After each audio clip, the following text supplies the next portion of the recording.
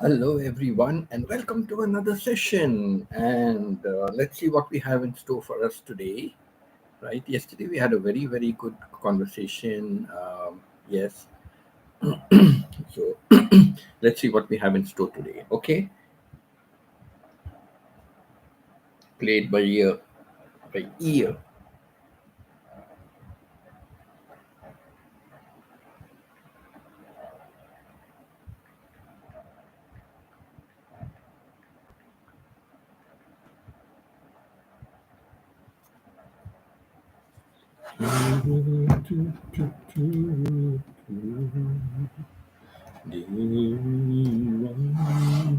Moment in time. Destiny in that moment. I can see eternity. Do, do, do, do, do, do.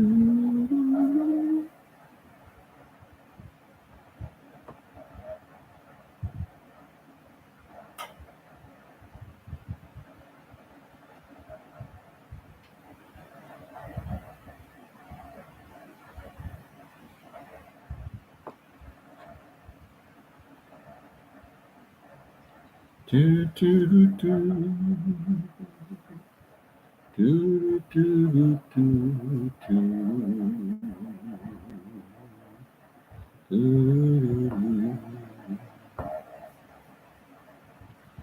do, do, do, do. When tears come down like falling rain.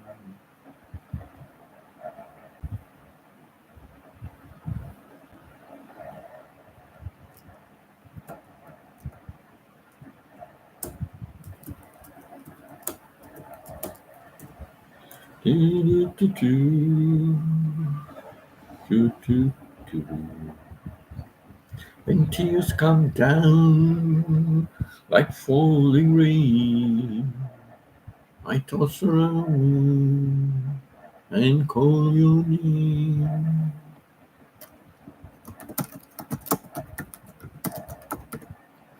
Do, do, do, do, do, do, the way I do. Your cheating heart will tell on you. Your cheating heart will tell on you. Your cheating heart will tell on you. Do, do, do, do, do, do, do, do. Do, do, do, do, do, do, do.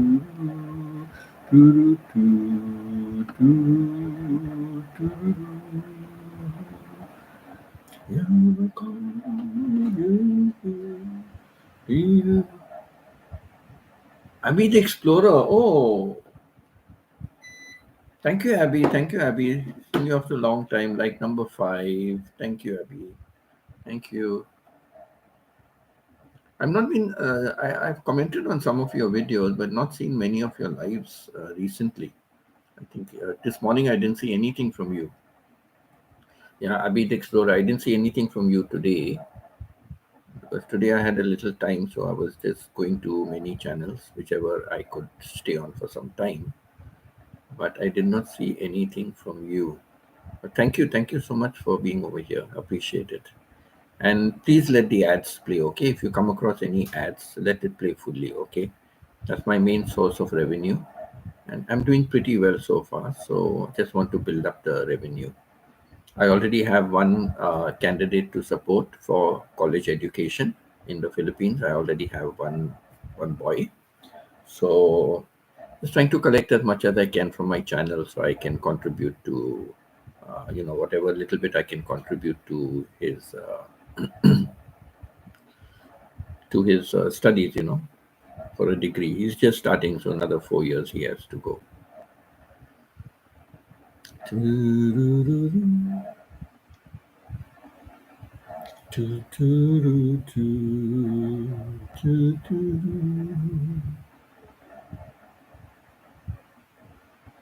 When I started, I had the ads, and now I did refresh again, and the ads are playing again. So I forced myself to get extra revenue, right?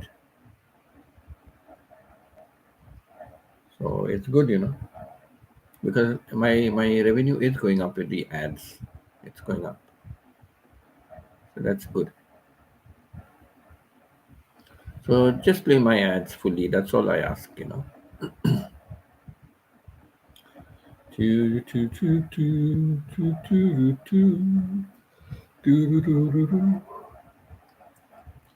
So Pita, except for the time that Aling was there only for 1 hour something, right? So otherwise you were all three. Only one was with Aling during her live stream in the morning, and then after that I put it back to you. So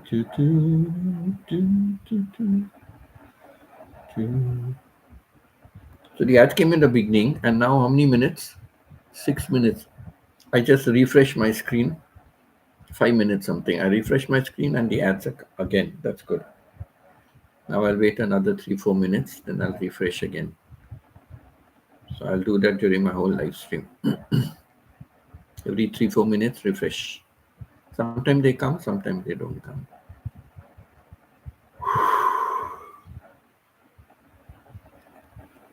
Yeah, like CK, right? CK, I'm playing her live streams, right? So all the ads will play fully. All the ads will play fully. Make a loud shout out to everyone, says Abby the Explorer. How's Lavin doing, Abby? How's Lavin doing? Good?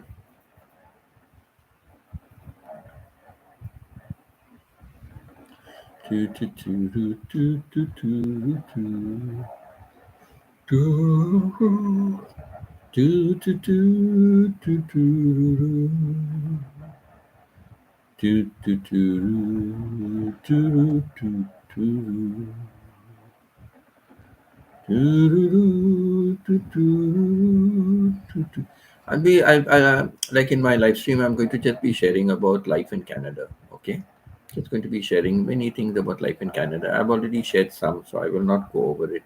Maybe after some time, I may repeat some of them. And if something comes my way where I have to repeat it, please excuse me. And if you want to know anything, ask me. Why don't you ask me some questions? Ask me anything you need to know. You want to know anything more about Canada or anything about my life or anything like that. Just ask me and I can, I can talk about it, right?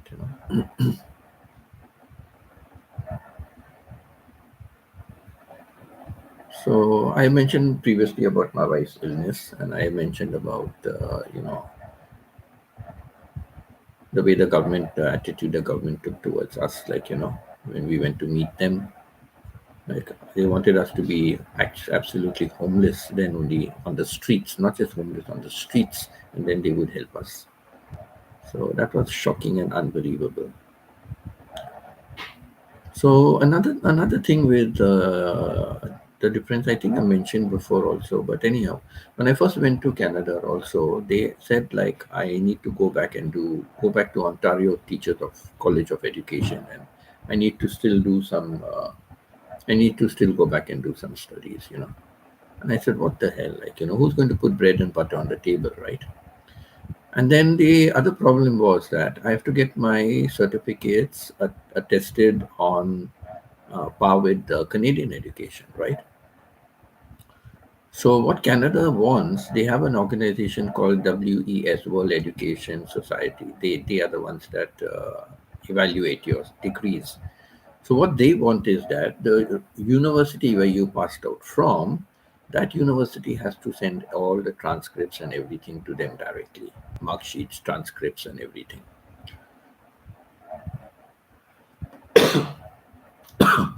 So they have to send it directly. Now you tell me which university is going to do that. You write to them You know, they are not going to send anything. Now, with some people, like they have gone personally and got it done. I don't know abroad in the US or Canada, blah, blah, blah, how they would do it. Like, would they do it? You know, the universities will take the trouble to do it themselves. I don't know. So, the end result is I've never ever got down to doing that. So without the evaluation, I cannot get any proper legal good job. Like my to go back to teaching and things like that, you know. And then I had to go back to Ontario Colleges of Teachers. So I said, now if I cannot do teaching, you know, legally means if I cannot get a job as a teacher over there, forget it. Like you know. So I used to do private tuitions and. Some I joined one agency and I used to get from them, but sometimes and they take bulk of it and give you a little bit, but still just to get a foot in the door, I used to do it. And I used to also teach business English. I had an Iranian guy, you know, in Canada. So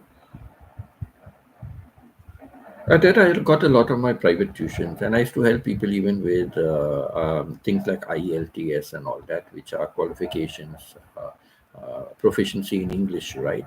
And they needed it for immigration purposes, and also I used to also be coaching them for that. So in this way, like you know, I began earning whatever money. My first job that I got in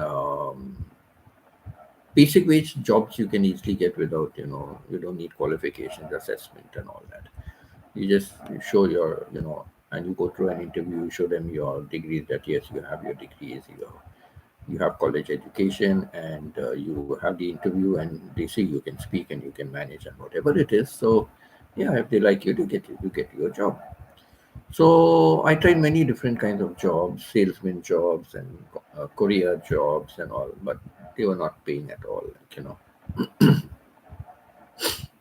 So interesting about one of the jobs, it was like salesman, like so you had to go, and we were given a kit by the company, and it was for water purification systems. So we had to go there. And it so happened my son and myself, we both joined. He also didn't have a job at that time. I said, I'm going for this. He said, oh, I'll also come along. So we went. But because we are brothers, we had to work separately, and we had to have, each of us had to have our own car. So they sent us to another city, but they sent us in different directions. They route a map for you, and you have to go according to that. So I went there, and the very first house I visited, the lady greeted me and said, "Oh yes, yes, come in," and all that. And I said, "Thank you so much," and all. And so I said, our company must have contacted you already." Yes, yes, they contacted us and all that, and said you would be coming and all. I said, "Okay, thank you so much." I said, "Thank you for us allowing us over here and all that. So where can I set up my experiment?" They said, "What experiment?" I said, "Oh, this is about." The company did not tell you we are with a water purifying system, and we got a little kit, and we'll show you the difference with your water, so how our purification system can help you and all that. They said, oh, but they told us that you are going to give us a hamper basket. I said, oh, really? Did they say that? A hamper? I said, I'm so sorry. I said, but they haven't given me any hamper basket to give anybody. I said, so I'm so sorry. You better clarify with the company about that. So already they were pissed off, right? So then I set it up and started and all. Now they already said, yes, yes, you can set it up and all that. So I already was setting up by talking to them. And I hardly started the experiment. And they said, oh, I'm sorry, we don't have much time. I'm sorry, we have to cut you short because, we have to go out and all that. So I knew that was all crap. They did not get a gift that was, the company said they are giving them a gift. Oh, Lady Jaja, Lady Jaja. I was wondering when you will come on my live stream. I'm just wondering when will you come? Because that first day I came, you promised you will come and on my live stream that evening. And I waited and waited, and then I saw you also went on a live stream around the same time as myself. So and then I saw you a couple of times, and you are doing the live stream the same time as me. So I understood then. I said, yes, if you're doing it at the same time, you definitely cannot be on my live stream. So I appreciate you coming here, and I understand if you have to go back to your live stream or start your live stream. I don't mind. Just hang around for a little while, get to know everybody. And everyone, can you connect with Lady Jaja. Lady Jaja, I made you a moderator, but you're not showing in blue. I made you a What happened? Oh, I did not. Oh, I did not save it. I'm wondering what happened. Ah, now it's saved. That's good. That's good. Yeah, I was wondering why it's not saved. Yeah, so Lady Jaja. It was very interesting. One day, the first time I went on to I Connect, Pita says still here. Thank you, Pita. Thank you, Pita. So the first time I went on Lady Jaja, I was just free that day and there was nobody else around. So I suddenly saw this Lady Jaja. I said, oh, Lady Jaja, okay, let's go and see what it is about. And it was very nice. And we had a long chat over there. And it looked like there were not many other people also on her live stream. And the few people that came there when I went to, go to subscribe to their channel and things like that, I found that they seem to be only support. So I asked, and then Lady Georgia said, yeah, they only support, they don't have real channels. So I did not end up with supporting anybody. And as far as I remember, no one supported me from that channel. But Lady Jaja did promote me and told the others also, please go on the Burton channel's live stream at 5 o'clock. They'll be starting. So just join. So she promoted me like that a lot, So we had a long chat. We had a long talk over there, back and forth with information. And yeah, I've been a couple of times today I was there also. So thanks, Lady Jaja, for stopping by. Thank you so much. If you can stay on, it will be nice. Just connect with the others. Let them connect with you. All right. So thank you so much. Appreciate it. So yeah, now you're in blue. That's good. That's what I like to see.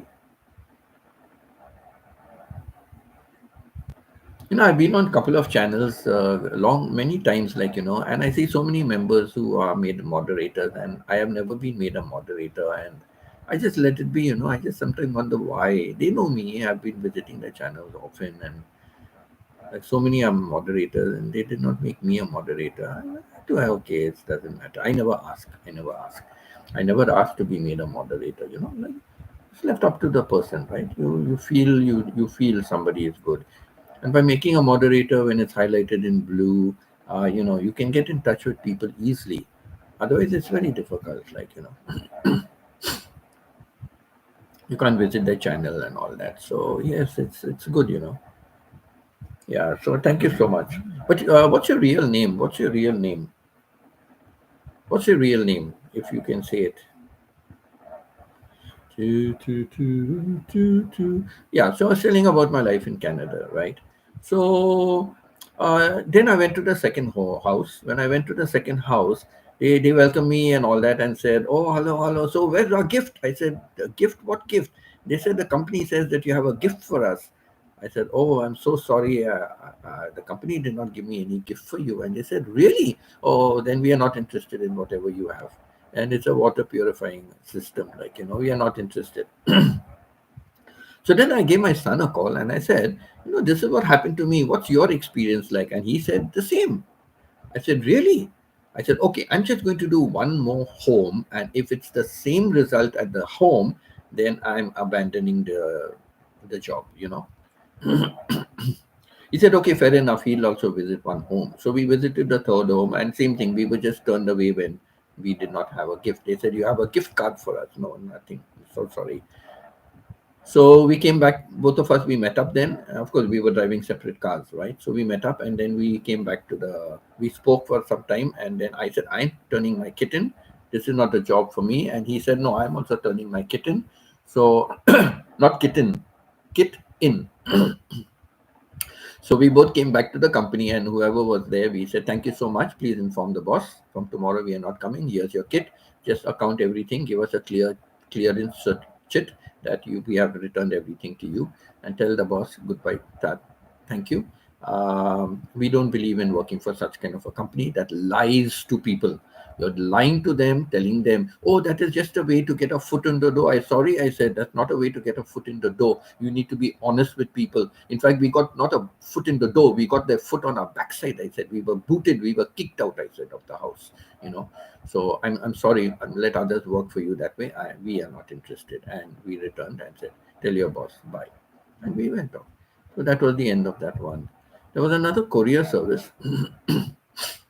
And what I didn't like about that courier service is that, like I used to drive all the way from Mississauga in Ontario right down into Toronto, and Toronto is packed and crowded. So we drive all the way down there and then come back after making my deliveries, come back and then find that they're sending me back to Toronto area again. What a waste of gas, right? What a waste of gas. Send somebody else who has not yet gone out, so send them. I've just gone there and come back and you're sending me back again there. So I didn't like that. And then once they sent me very, very far away. Oh my God, I didn't even know where this place is. I kept my GPS on and I went all the way there. Thank you, thank you. Oh, welcome for the jacket. Welcome for the jacket. I know you well enough. We're not well enough, but at least I've been on your channel. So, and we had a long chat the very first day. So, yeah. So, you know all about me, but I don't know much about you. What's your first name? At least, what's your first name? So there's one place he sent me to, and I went all that way and came back, and it was only just an envelope, I had to deliver it. But they said there is good money. Hello, Ia. Like it. Thank you. Mega Love shout out says Ia. Thank you, Ia. Just connect with Lady Jaja. She's first time on my channel, and she's a nice lady. Mega Love shout out everyone. Thank you, Ia. Thank you for coming here, Ia. So I did get a little bit of extra compared to my other courier service. I did get for that one, but it's still not enough for the distance I traveled. The wear and tear on my car, the insurance I'm paying, the gas I'm paying. It was not worth what I got. What I got was not worth it. So they pay you only after 2 weeks. So you have to work for 2 weeks first. You're paying for your own gas, you're paying for your car, your insurance, your maintenance, everything you are paying. And they are only giving you a part of the whatever they are earning. So you only get your salary after 2 weeks. So after 2 weeks, when I got my salary, my iPad is gone. After 2 weeks, when I got my salary, I saw that I have spent more money in filling gas than I earned.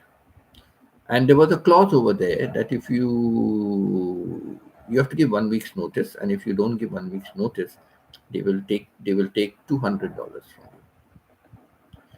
So I went there and I said, I'm sorry. If this is the salary I've got, I'm sorry, I've spent more in my gas than I've earned, and I'm not working here as for charity. I'm working here for earning, and this is no earning if I'm going to be spending more than what I receive. So I'm sorry. And if you need the $200, let me know. I'll pay you the $200. I'm leaving. So long story short, they said, no, it's okay. You don't have to pay us. It's all right. We understand. Okay, you don't have to pay us. I left. But, I had worked for 3 weeks, because after 2 weeks, you get your salary. So I was already working the third week when I got my salary. So then I realized. So I said, okay, I have this 1 week salary. If you want, you can take out, and anything less, I will pay you for the 200. They said, no, it's okay. And they paid me for that 1 week salary. And they said, no, it's okay. You don't have to pay us. We will pay you for this 1 week salary. So they paid. I did my work. Another thing, when I was going to downtown Toronto, there's so much of parking over there. Parking means you have to pay parking, because it's a crowded city, right? Toronto. So everywhere you have to pay parking. But they said, oh, no, because your courier service, you can just park anywhere and go quickly, do your delivery and come. Don't waste time. So I was doing that.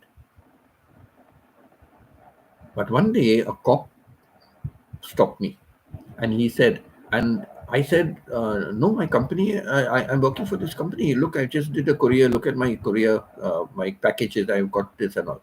He said, no, if that is the case, your courier company should give you a sticker, like something they should give you, that you place in the front of your car, in the dashboard, face it on the dashboard. So that way, when we come, then we know that, okay, you are a courier service. So you're just delivering and coming. You're not parking here, long time.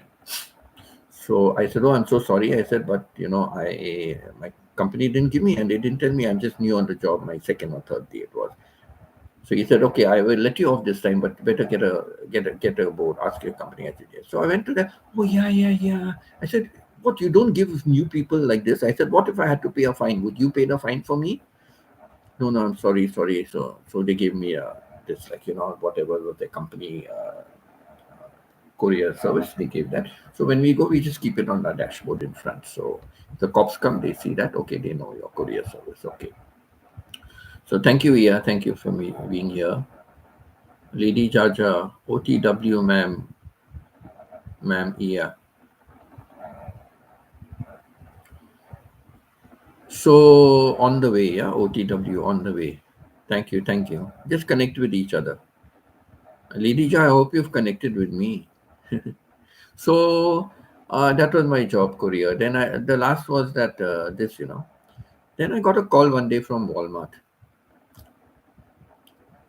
and the call got disconnected. So when I call that same number back, those are numbers which it's unanswerable back again. It's like a private number, the unlisted number.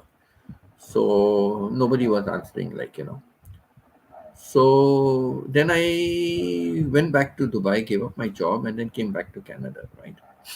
So when I came back again to Canada, it just so happened again I applied, and then I got a call from Walmart, and then they said, it was during Christmas time then. So they said, yeah, we have a lot of work and all that. Went for the interview and all that, and they said, don't worry, we train you. And I was as a cashier. We'll train you on the machines, and we'll train you, scanning and what to do and all that. All that was new for me.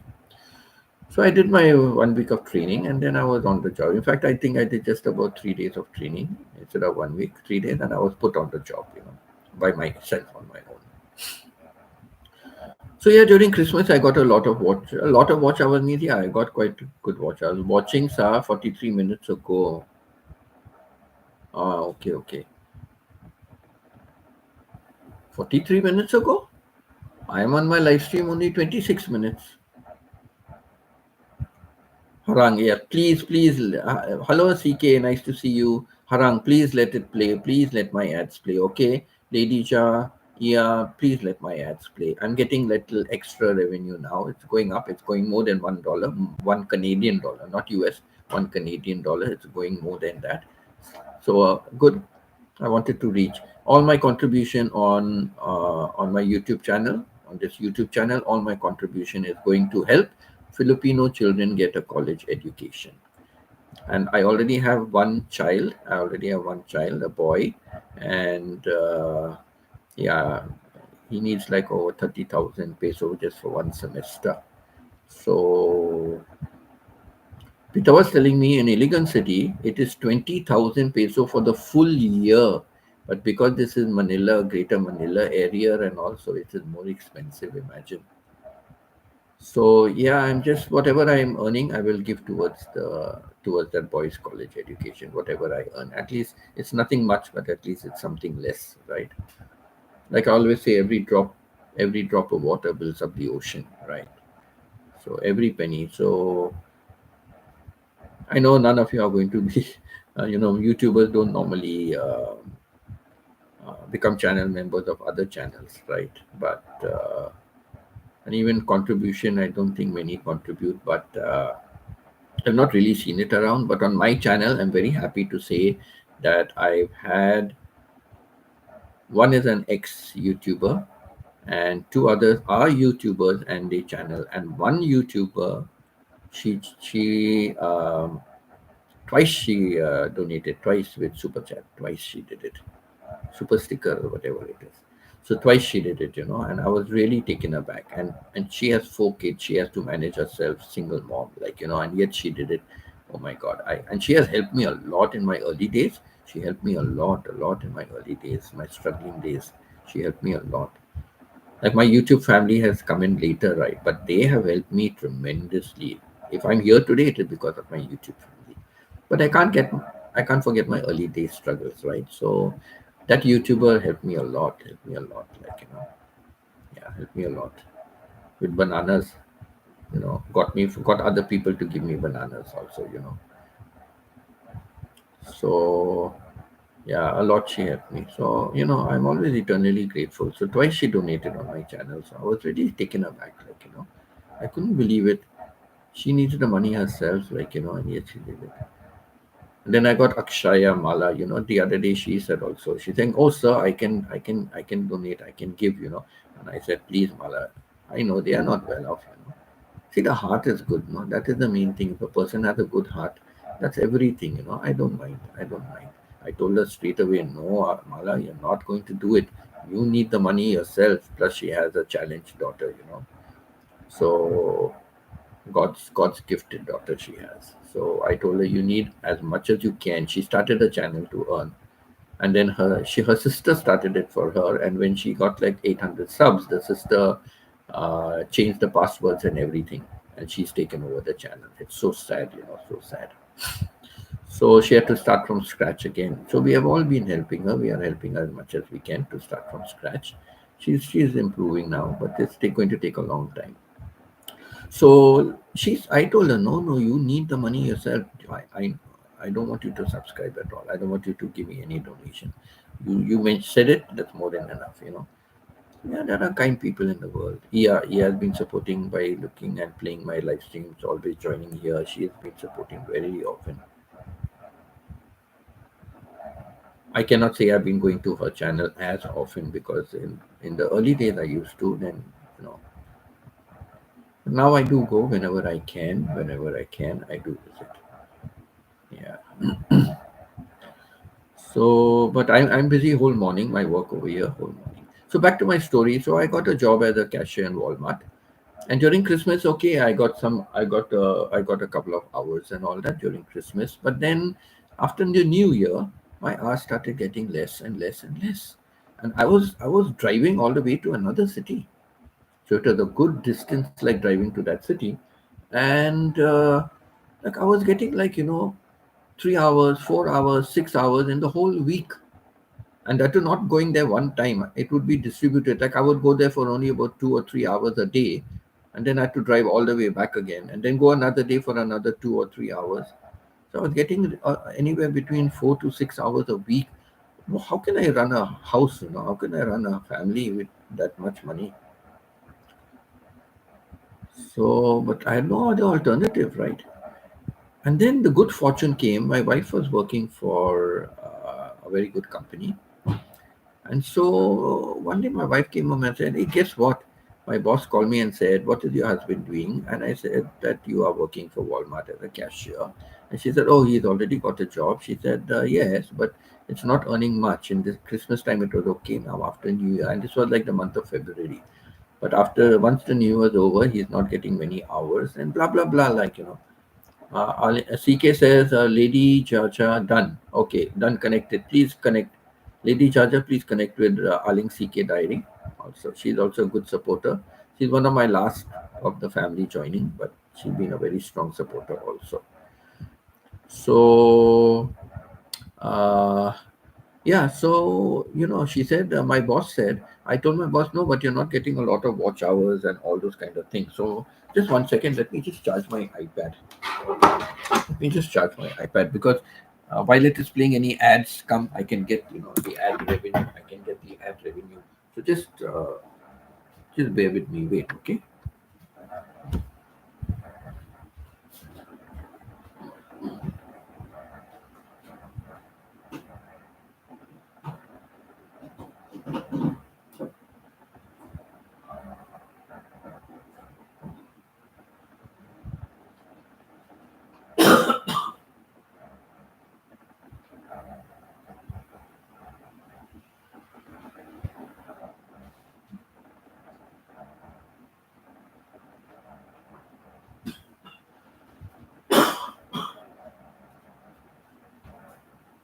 Okay. So I'm just getting my iPad charging. So when it plays any revenue, at least one extra place to get revenue for the ads. So I'll have to wait and then I'll go and set it up. So So she said, I told my boss like this. My boss said, "Oh, so okay, he's getting very few hours. So, if he has a morning shift, tell him he can come here in the afternoon. If he has an afternoon shift, then come here in the morning. and flexible. And on Saturday, if he wants to come, and work on Saturday, he can work. But there's no overtime, no OT, because still here says Pita. Yes, thank you, Pita. Lady Cha says on the way to Aling. Aling, that's good. That's good. Thank you so much connecting with each other. So, then she said like that, so come and meet my boss and have a word with her. So I met my boss, and there's another lady in the company who was, she worked in another department, but I was going to join the same department my wife was working in. And they're like, you cannot work in the same department. First of all, you cannot work in the same company. But by chance, if you are chosen by the same company, you cannot work in the same department. But my manager said, you don't have to worry about all that. That is my problem. I will sort it out. But you will be working in my department with your wife. So met her and all that, and this other guy also was there, and they were moving from paper-based to online. So they had a lot of warranty work. We were in the warranty department for whatever was being sold. So we had a lot of warranty work, so warranty papers. People who had, they paid for warranty on the equipment that they are buying. So finally, like we both were working.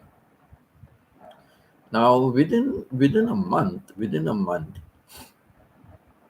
I proved that I was capable of doing the work, and I learned everything, like, and I would go the extra mile in.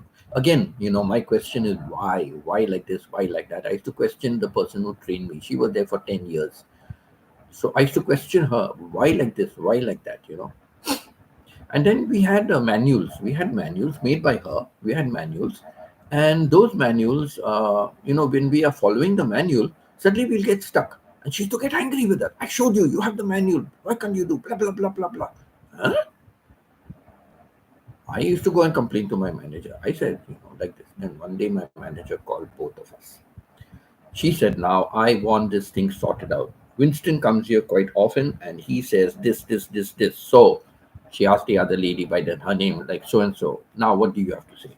She said, I've trained them, I've shown them the manual. Then I showed the manual. Okay, from here you go here, and suddenly we get lost. It goes to something else, and then I'm lost. And then I try to come back, and then I've gone out of the system. So then I have to start all over again. So whatever I've done is lost. So then my manager knows the other one very well. 10 years she worked there, and same manager she had. So my manager told her, you have to update all the manuals. So I told my manager, I said, if you don't mind, I said, it's extra work for me, but I'll do it within my time, whatever possible, I'll do it. And I will prepare the manuals. I'll prepare it according to my way. I don't need her screenshots. I don't need her manuals. I will prepare it according to my way, because I'm a teacher, I said. So I know exactly what will be an easy way, what would be, which people will understand, simple method, step by step. And then my manager turned and told her, you see, Medina? Oh, I mentioned her name by mistake. So you know what? This is how it is.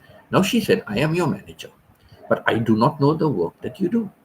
Right? I do not know this work that you do. But supposing by chance I had to do this work, I should be able to pick up any of the manuals. I should be able to follow the steps over there, and I should be able to do it without a problem. I will take longer, but I should be able to do it without asking anybody anything. That is how a manual should be. I said, I will have it ready. I sat down, but I used to even work from home. I have to work from home. I'm like that, I don't mind. I'm not getting paid, but if I'm given a job, I want to do a job, I will do a thorough job. So I even started working at home. But for that, I requested, can I take my laptop home? I don't want to use my personal laptop. I'll use the office laptop. So yes, my manager got me permission to do that. So I have to work personal. So that's how I did the manuals and everything. And the newcomers who came, then I was put in charge to train the newcomers, not her. Oh, that made her more angry, more jealous of me, and she would always try to find fault. Many years ago, I still have it. I have not deleted it, but it's blocked. It's blocked in my Facebook. She sent me a friend request, but it is under another name and saying that I am so and so, so and so. I never responded. I blocked immediately. I didn't even say who or I just blocked. So I started working in that company. So I proved myself like that, as months went by. So what happened was, after the first, it was supposed to be for 1 month. After the first month, the manager called him and me and said, "Would you like to continue for another month?" I said yes. So when I went back to my Walmart job in the other city, now this was good, because uh, now what happened? My wife had to come separately. I had to come separately, But I said, if I'm over here permanently, if I'm permanently means if I just take over this job, then it would be nice for me. We can both come in one car, save fuel, gas money. We can both come in one car and go home in one car. So it'll be very nice, So I started giving away. And plus, another thing is what? Here I'm working for 5 days a week. I'm working for 7.5 hours. They didn't count lunch break. So we were working for 8.5 hours, but 1 hour was lunch break. So they don't count lunch break. They only pay us for 7.5 hours. So I said, here I'm working for 7.5 hours per day. There I was working for 6 hours per week, 4 to 6 hours per week. Here I'm working for 7 hours, 7.5 hours per day. Multiply that by 5 days a week. I'm definitely getting this money. And since that job had to be finished as soon as possible, so when I came on Saturdays, I did not get overtime, but I got paid for whatever hours I worked on that day. I used to get paid for that under normal salary. So I was earning much, much better. I started on low wages, but I was getting much, much better than what. In fact, low wages. I can say this. When I started for the other job, I was getting $11 per hour before taxes. Okay, after taxes, it was like $8.5 to $9 after taxes. Oh, thank you, Maya, also for joining. Thank you, Maya.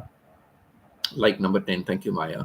So I was getting like $11. That was the basic salary, the basic wage. But when I joined this company, they started me on $14 an hour. So that was good, that was good, a higher salary. So I said, I can get a better income if I work here compared to working there. So I started giving away my hours. And first I used to take hours from others also. Somebody said, "Oh, I cannot come. Give me hours." You have to tell people before that you want more. You want more watch hour. You want more hours. Watch hours. I'm saying you want more hours, working hours. So then they are not coming or something. They will come and ask you, "Are you free? Can you do it? If it's not your day off, can you do it?" Yes, yes, yes. So I used to take on more, and then suddenly I started giving away my days. And our managers changed. My customer service managers changed, and the new one was very, very bad, very, very bad, and he used to deal with me very, very harshly. And why are you coming to work if you are giving away your hours? You don't need to come to work. So anyhow, I worked the second month. After the second month, my manager, that other guy, was asked to leave. After the second month, the other guy, because he was not good, lazy fellow, he was very lazy. His wife was hardworking, but he was very lazy. See, he had no job. He had lost his job. So because of that, he just came here to work and earn. So he's not really interested. But I applied myself to the work. I learned. I did new things. So my manager said, "Winston, would you like to work for another 2 months? A 2 month contract?" I said, "Sure," I said. So I got a 2 month contract. So I had already worked for 2 months, and then I worked for another 2 months. So that became 4 months. And uh, then after that, remember February, this was that I joined, right? So after that, when I started giving away my hours. Then my manager called me and said, "Winston, I want to, when your 2 months gets over, I want to offer you a 6 months contract. Are you interested?" And wow, that was like music to my ears, right? So, oh, Lucille also. "You picked a fine time to leave me, Lucille, with 4 hungry children and a crop in the field. I've had some bad times, lived through some sad times. This time your hurting won't heal. You picked a fine time to leave me, Lucille." Sorry, whenever I see Lucille, Stephen reminded me of a song about Lucille, and he gave some lyrics, and I did not quite place the lyrics. But when he gave the ending part of the lyrics, I said, Stephen, I know this song. I think I've forgotten. I've not sung it in a long, long time in my lifetime, but I know this song. So I Googled and I said, oh my God. When I saw it, then I said, no, no, no, no. I know this song. I know how to sing it. I know the tune. I remember the tune also. And I started to sing the song. So I don't know the lyrics, all the lyrics, but I know the tune of the song. So I looked at the lyrics, I sang the full song. And he had given me another singer, but later on he said it was a mistake. But the singer that was there was Kenny Rogers, and I love Kenny Rogers, and I've been listening to Kenny Rogers, in his lifetime. Before, I used to listen to a lot of his songs. I love his singing also. So I remember that song. So whenever Lucille comes now, I'm tempted to sing that song. So you have to excuse me for it each time I see that. You picked a fine time to leave me, Lucille, with 4 hungry children and a crop in the field. I've had some bad times, lived through some sad times. This time your hurting won't heal. You picked a fine time to leave me, Lucille. And after that day, the song was always being humming in my mind. Always I find myself humming this song. Yeah. So 6 months contract for me. Wow. I told my wife, wow. She said, lucky, lucky. So immediately I went and I resigned from my job, my Walmart job. I resigned immediately. I said, I've got a better job. And I came here. So 6 months I worked.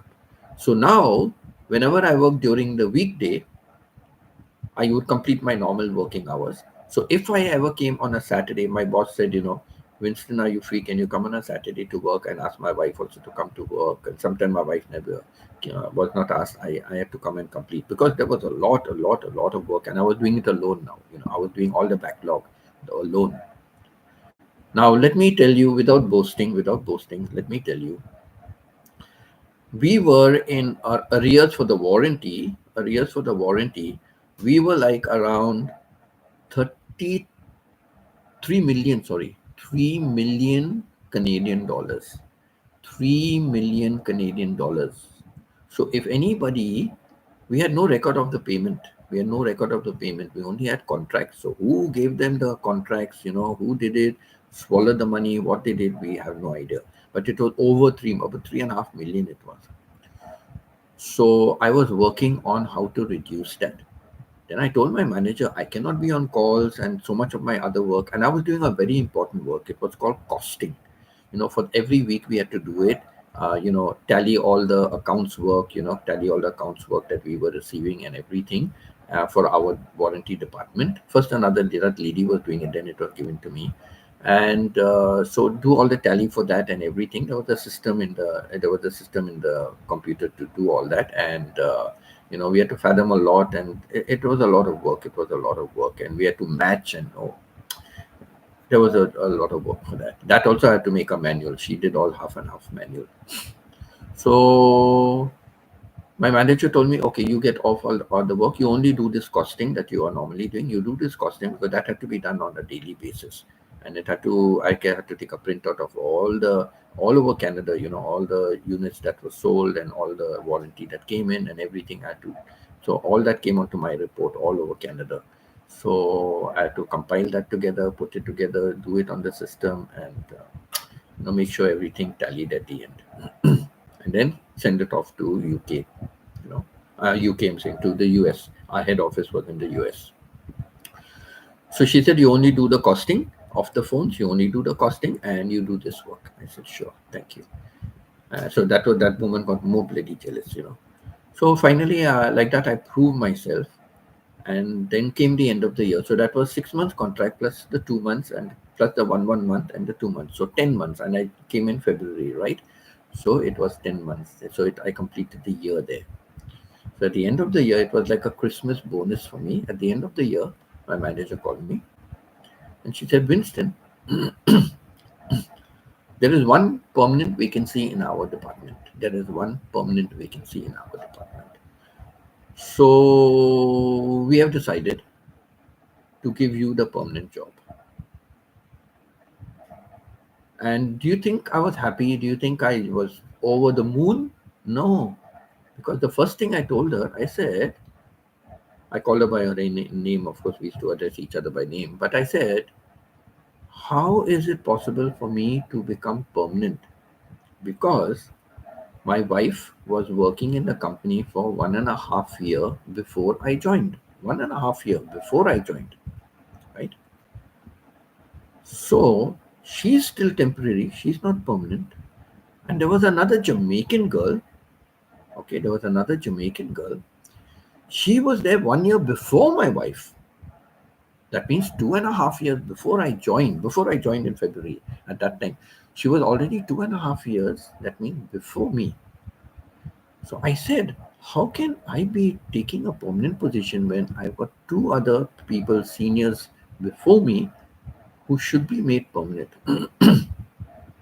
And I didn't understand the company policy because she said, Winston, let's not debate on this subject, but let me put it this way. If you don't take the permanent job, nobody gets it. If you don't take the permanent job, nobody gets it. I don't understand. These two were very professional. My wife is very diligent, okay?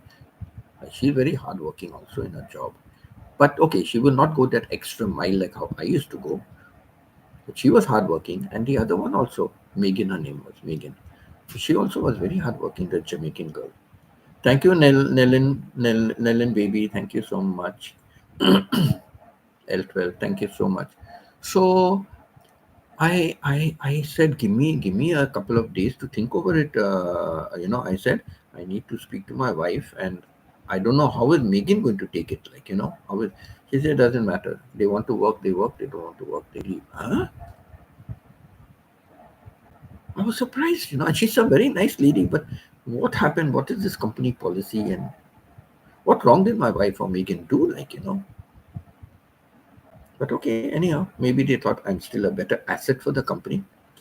So Stephen, watching while working. Yes, Stephen, I know.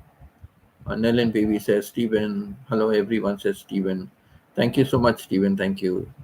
Stephen, one of my great supporters. Stephen, when I monetized for 3,000 watch hours, my first donation to my channel by super chat or something, super sticker, whatever it is. First person was Stephen, and membership also. First person was Stephen, and you want to know what a good man Stephen is? Not only did he take a membership for me for himself, he gifted a membership to 5 others. He gifted membership for others, and very nice man. I really wish Stephen can get back to YouTubing. Yeah, he's a very talented person, very good, very kind natured. He's been also one of my strong supporters. And with him, it's good. Like, when I was in Canada at night, I was encouraged to start the live stream at night while I'm sleeping. And I said, it's a funny thing to do. Like, you're sleeping and have live stream. But yes, everybody was doing it. And, you can get your watch hours built up. So I started the silent lives of watch hours. And that was mostly in the month of May. I started it. So whenever I was sleeping at night, right, it's the same night for Canada in Canada. So Steven in the US was along the same kind of timing, almost the same timing. I was 2 hours still, behind him, but like almost the same timing. But when he was doing the night shift, he could be on the live stream. When he was on the day shift, it was difficult.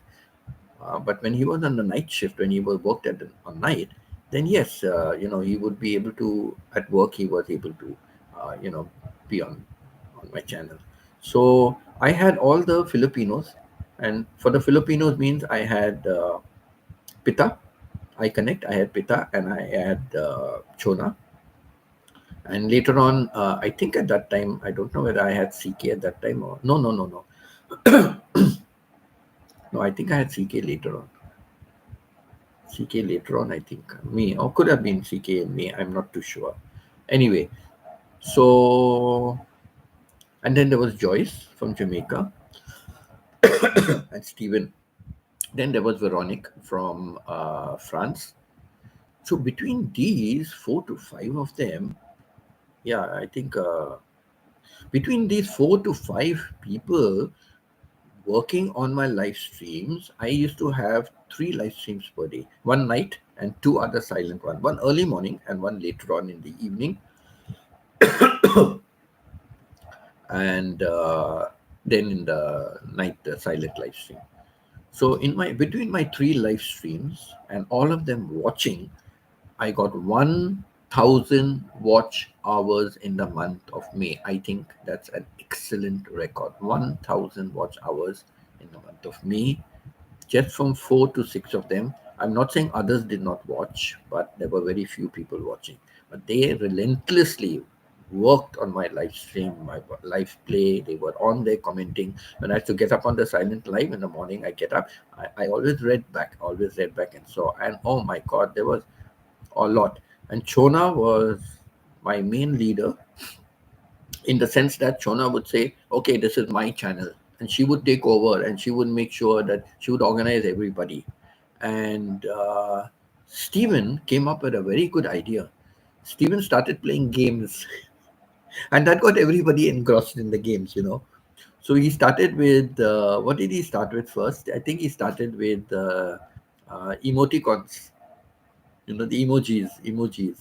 So the walking and the cucumbers and fruits and all the vegetables and all those kind of things, I think he started. And I wonder, where the hell did he get this? You can't put pictures over here. And then I realized, oh yes, it came from the emojis and the emoticons, so Steven started that way, and everybody guessing what is the picture and all that. So it was very cute that he started this. So by organizing some game like that, it got everybody engrossed. One sec, I need to close the curtain. Oh, and I have to set up my iPad. See, I forgot about it. I'm missing so many ad revenues.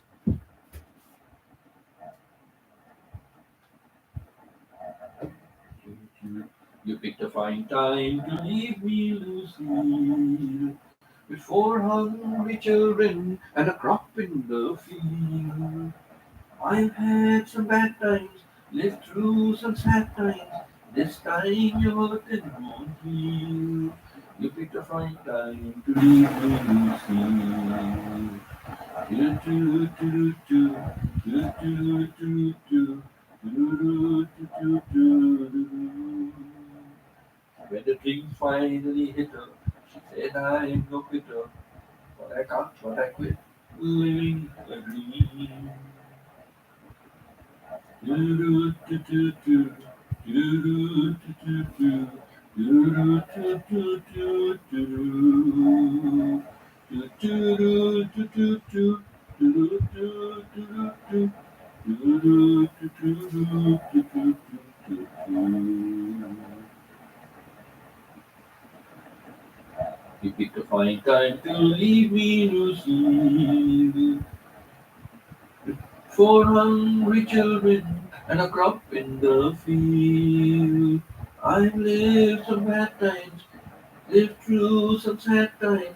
This time your hurting won't heal. You picked a fine time to leave me, Lucy. You picked a fine time to leave me, Lucy, with 4 hungry children and a crop in the field. I've had some bad times, lived through some sad times. This time your hurting won't heal. You picked a fine time to leave me, Lucy. Still here, says Nellen Baby. But when I'm back, 10% charging. Yes, good. Keep charging. Nice, as soon as you start, two videos will play. And I'm forgetting to refresh my screen also. Oh no. Look at me. I'm so involved in my story. Okay, so come back to my story. So I spoke over with my wife, and my wife said, come on, I'm your wife, so it doesn't matter if you made permanent and I'm not made permanent. It doesn't matter at all. It's the same family, and good, because when you're permanent, you get more perks. Your salary gets higher, and you get more medical benefits, and all those kind of things than temporary. But for some reason, my wife was getting same medical benefits and all. She was getting dentist medical. She was on the same par as permanent people. My manager got for her. She was not disability that time, okay? Not. She was hale and hearty. She was normal person working. So, yeah, so she said, I'm okay. So very next day I came and I told the manager, I said, okay, I had a word with my wife. I said, and yeah, Maria said, no problem, we are husband and wife. So what's the difference? I don't mind it. Like, you get, I get, it's the same thing. So I said, okay, I accept it. I said, when Megan heard about it, oh my God, and I was sitting separate from them. You know, my wife Marie and Megan were at the same place, and that other lady, she was in that place. Then she was moved somewhere else, and there was another Canadian lady working. So they were all working there. Then another Jamaican came. This Megan, when she left, another Jamaican boy came. Then he was sitting over there. But I was kept separate away there. Then some other new people came who I trained. Then they were sitting there with. I never sat with them here. So, oh yeah, I did sit with them initially in the beginning when I came here. I was sitting there. Yeah. So finally, yeah. So that was it. I was made permanent over there. So then I worked there for 4.5 years. Then my manager, she had some thing with her, so used to go on disability leave very often for checkups and all that. And then finally she got a bit, like, the checkups and all were longer time periods and all that, and she had to give up a job. But that also, I don't think she gave up a job. I don't know the inside story, but as far as I can, I put two and two together. There was a supervisor's position going in our department. So there was another lady from another department who applied for it. Like, she's still, my manager was in charge of our warranty and also that they were purchases. So they were on charge of both the departments. But she needed a supervisor to take care of both the departments, because she was going on medical leave very often.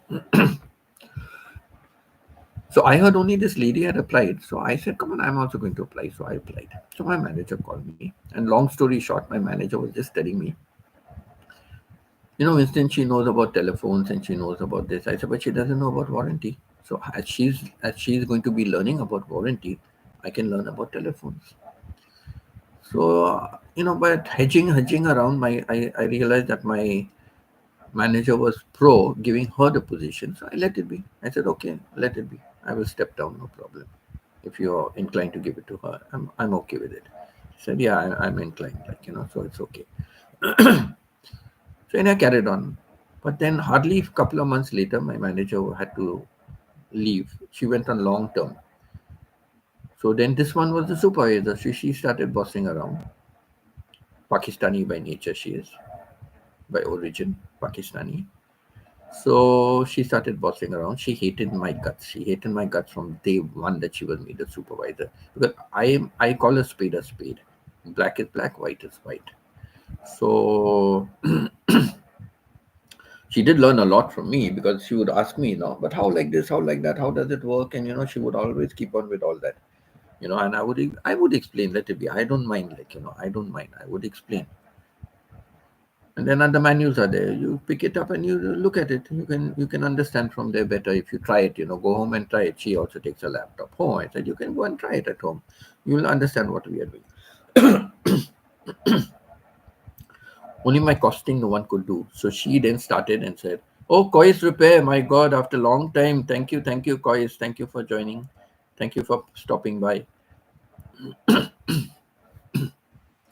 So from beginning, she started, picking on me, finding fault with me, least things she started. So I knew the writing was on the wall, the writing was on the wall.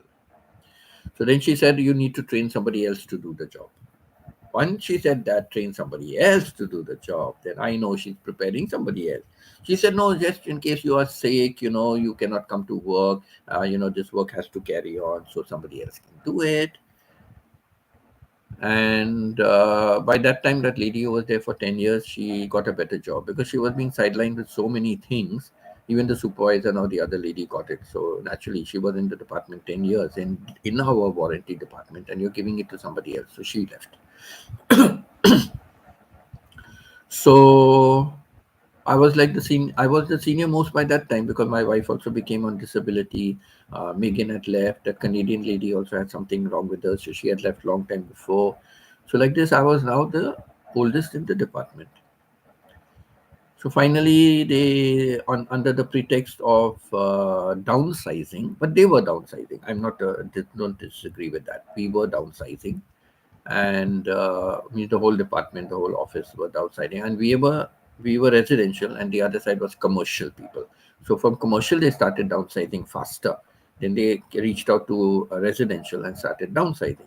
So under this disguise of downsizing, they said your position is now redundant, so we don't need you anymore. But the work that I'm doing is not redundant. The work is the same, and other people had to carry on doing the same work. So, what is redundant about it? But I know you cannot argue with the company, right? So I was asked to leave the company. 13 months I sat at home. I couldn't get a job. 13 months. So because I worked for 4.5 years in that, my salary was good. But when I finished up, I started on $14 an hour before taxes.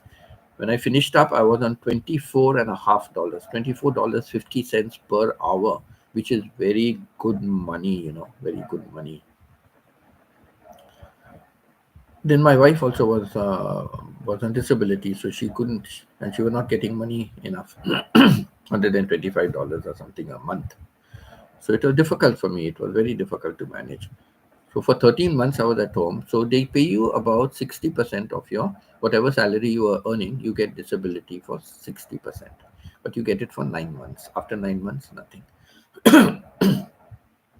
So for 9 months, I got that 60% of my original salary. So it was still manageable. But after that, like, no, I no job. Then many people told me, Winston, why don't you take security job? Security job is easy. You just do your security test and you do your CPR and all you have to do from the medical safety side. Lots of this is there. There was one guy who they were all the born again, so where my wife used to be renting before I went to Canada. So they were all born again people. So she used to just attend the meeting. They used to say, come up, what you're sitting down. So met friends and all that there. So one guy was a security guy. So he said, I'll take you to my company and you can, do the test. They give you English and math, and he said it's easy for you. They're your subject. You won't have a problem and all. So I went there and I got through the test easily. It had a personal interview and all that. So I got the job easily. And see how it is God sent. I tell you, really, God works in mysterious ways, and God has always worked in my life. I'm not a religious person. I keep saying it very often. I am not a religious person. I don't believe in going to church every Sunday. I don't believe in, those kind of things, but I believe in God. I call myself a practicing Christian. I've changed many religions in my lifetime. I've changed many religions. I've always been that one searching for something. And then I realized that religion is only man-made. That's what I have come to realize. Religion is man-made. And so many things have changed, even in the Roman Catholic Church. So many things have changed. So I just call myself a practicing Christian. The last religion, last religion I was in was a Protestant school, a Church of England. Later on, it began to be called a Protestant school. So I was in the Protestant school, so I joined the Protestant church. I was the secretary of the youth group. Thank you, Nellen baby. So watch the ads fully. So I began to do the church group and all that. So now I remain there because when I have to be buried, or now I'm not even buried, I ask for cremation. So no problem. I don't have to belong to any particular religion. So I just call myself a practicing Christian. So yeah, so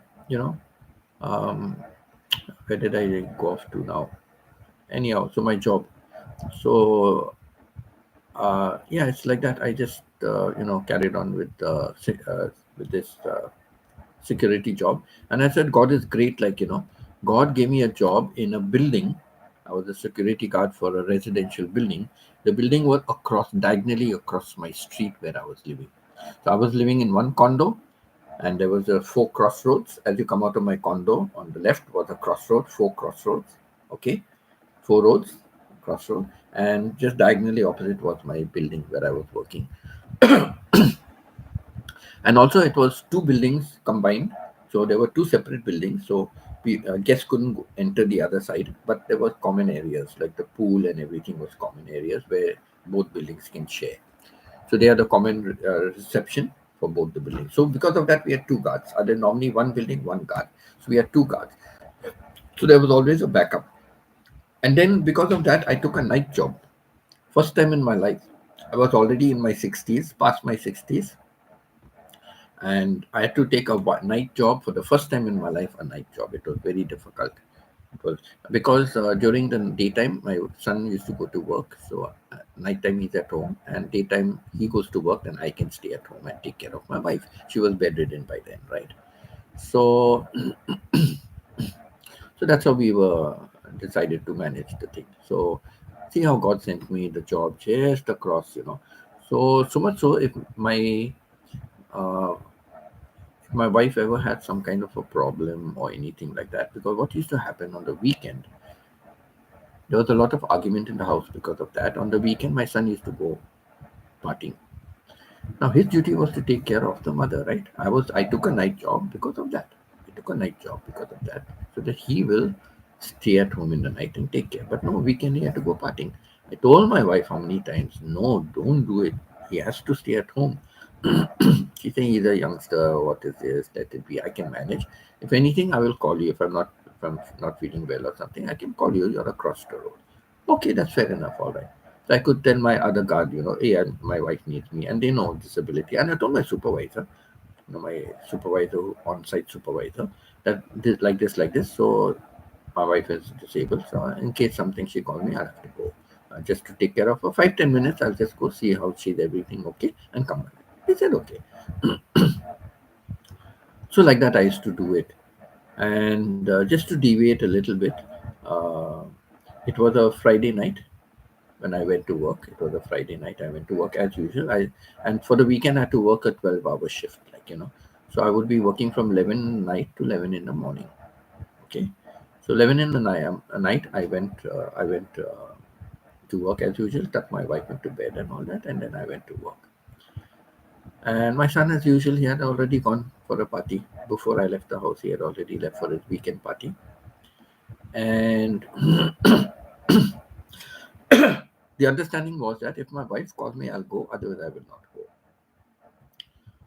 So that was the 9th of November. It was a Friday evening. And then on the 10th of November, Saturday morning at about 5 o'clock, I get a call from my son saying, mother, his mom has passed away. I said, what? He said, yes, mom has passed away. So quickly I told the other guy, I said, you call the mobile supervisor, tell everybody that my wife has passed away. I have to rush home. And I had a long duty hours, right? So till 11 o'clock in the morning. So they had to arrange somebody else. I said, please tell the mobile supervisor to make the arrangement. I'm rushing. I went home. As I went home, there were some paramedics ahead of me and they were getting into the elevator. They stopped me. No, take the next elevator. I said, okay. I presumed they were going to my house only. So sure enough, when I took another elevator and when I came up, they were in my house only. So the BiPAP machine, my wife used to have a machine to help her breathing. So the BiPAP machine stopped working in the night. And it stopped working from 12 o'clock, around 12 o'clock to around 1 o'clock. So my wife struggled to breathe for 1 hour. My wife struggled to breathe for 1 hour. And you can imagine how she must have felt that she was going to pass away. She knew she would die. 3 times she tried to call me, but 3 times she called.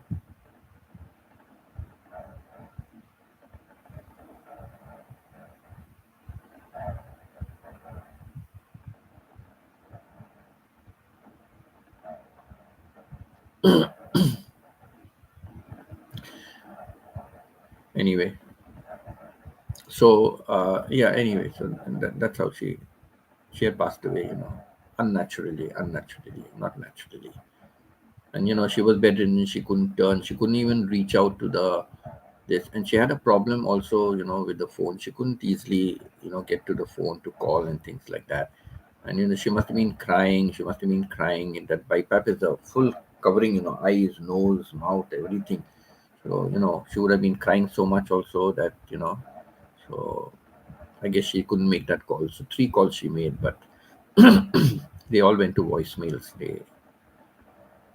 And the machine was beeping. And my son, what he did was, in the night he got a baby monitor. So he used to keep a baby monitor in our bedroom while I went to work. And then he had a separate bedroom, so he had a baby monitor, so he could, during the night. And they go to sleep late, these youngsters and all that.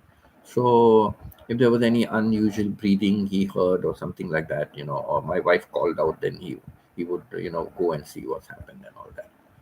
So had he been at home on that Friday night, she would have called up. He would have heard the machine beeping because it was going off, so it would beep and go off. So he would have heard the beeping, so many things. She would. Everybody says, "Oh, it was a time to go." She went. Yes, it was a time to go. She went, right? But see how she went. She went in the worst way, which she never wanted to go. So that is the sad part of it. And she went unnatural death, right? Unnatural. It wasn't natural. Her sickness didn't kill her.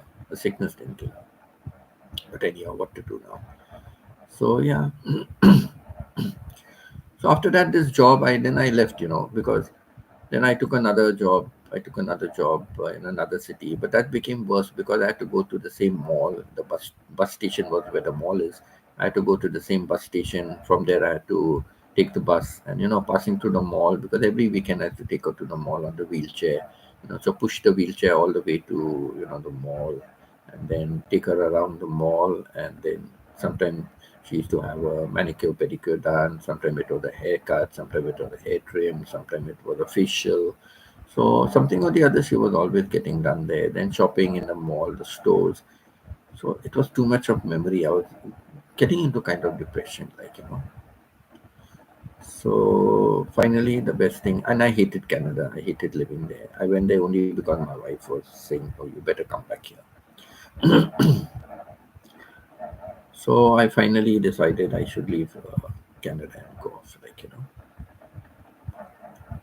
Yeah, so that is my story, the jobs that I had. So, jobs are not easy to get, and basic wage. And lucky, by the time I became a security guard, the basic wage went from $11 to $14. But it was $14 after taxes. You get about $11 in hand. You can't manage. You can't manage with that. You cannot manage. You can calculate. You can calculate. I used to work like first I used to be working for almost 5 days a week, and then another guy left the job. And when he left the job, I took his job. I took his shift duty. I special request I asked. So because my wife is this, so that I could be at home for her on more days. So I was working only for 3 days a week. Yeah, first no, first I was working for 5 days a week. I was working for 5 days a week, and two nights only I would be at home, right? So I changed over to working for 3 days a week, and 4 days I would be home. So it was so much less salary, 2 days less working salary, but it gave me the Saturday and Sunday. So I had 12 hours. So I was short only by, like, say, 1 day's wage. I was short by 1 day's wage because it was a Friday, Saturday, and Sunday. I took up that guy's this, and that is what the problem came, because before it was like a different thing, and I used to be at home, weekends. Sometimes some weekends I used to be working, some weekends at home. But now it became a permanent weekend shift, and so my son was still used to going out on the weekends. So anyhow, that. So yeah, that was my life in Canada. So I got fed up of the job there. I got fed up finally. And the other place I went also was very far. On the weekend, the buses were not there to come back. I had to walk. If I missed that last bus and my replacement would come late, I would miss the last bus. And I had to take a walk to another, walk a bridge, come to the other side of the town, and then from there take a bus. That bus was a little later in the night, but that bus never went closer to my house. So I had to, it stopped somewhere on the main road. I had to walk home. Winter time, snow time. I used to have boots, but even then snow was inside my boots, And then, it's all wet in the socks and, all air wet. And so you can imagine how I used to feel. So finally, I just, said I quit the job. And left Canada. CK still watching while running. Still watching while running. Watching while reading. Watching while I don't know what. So this is my life story over there. So I gave it up and I came to one sec. I'll start the ads. Refresh my screen.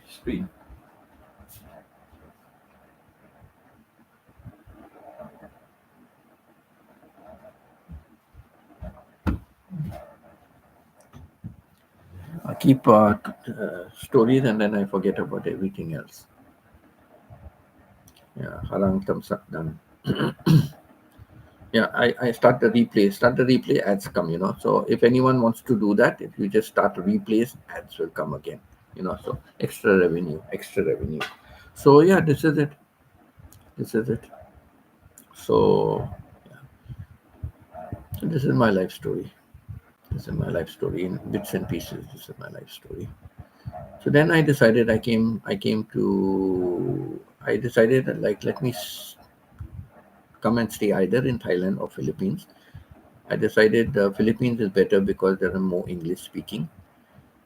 Plus I had an ex, so I had come before in April. I had come to meet my ex, and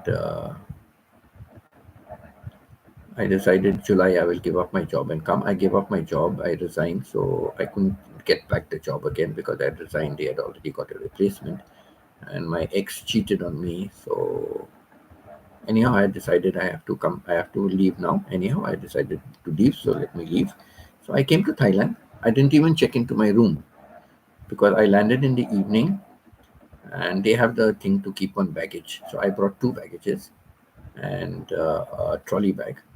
So I kept one baggage. I kept it in the hotel, and I came to in July. That was 2019. I came to Taguig. And I spent 3 weeks in Taguig. So that was my second time. So then I came there. So I came with 1 baggage, thinking like, let me see how the 3 weeks are. So it was nice. It was okay. And Taguig was very close to the airport, so I was very shocked and surprised, so soon. Like the first time I went to Caloocan, and my God, from Manila airport to Caloocan is like forever. You're traveling forever. So too far. But Taguig, like, I was surprised when the guy told me, "Oh, I'm come to your place. Just show me." I said, "I don't know. You have to just follow." So the address, do whatever you want, ask people and go. So he did that. But very close, Taguig to the airport. So I like the place, but then I said, let me go to Bangkok and see how it is. So I left 1 baggage in Taguig with the landlady. I said, you don't mind if I leave it? Yes. Actually, she was not the landlady. The sister owned the place, the guest house. The sister owned it, but the sister was working in Saudi or something. So she was just taking care of the place. So I said, could I leave it? Yes, you can leave it and all that. So left 1 baggage. I said, because I'm going to Bangkok now, mostly I'm sure I'm not going to stay in Bangkok, but I want to try for 1 month how it is, and then I will come back over here. Where I went to Bangkok, in the first month only, things worked out for me. I started getting a lot of classes and all that, online classes and all. And then, things worked out very well for me. So then I decided, let me stay. So that was already like August, September, that was. So I began to stay, and then I began to get more and more people. So there was good income also there, side income. That was nice. So I carried on staying there. And then came April, February, actually. February started the COVID. February 2020 started COVID. And by end of February and by March, like, it was already there. And then the whole world was paralyzed by April, it was like whole world paralyzed, right? Nobody expected that. So I decided to take a retiree visa and stay in Thailand. It was better, no problem of going every 3 months and coming back. I'd get two months visa, then go and extend for one, go to immigration, extend for 1 month, then after the 3 months is over, go out of the country, come back again. I thought all that is rubbish. I took a retiree visa, and 1 year no problem I had. Like, I'm lucky I took it. I started the process in the month of November the previous year.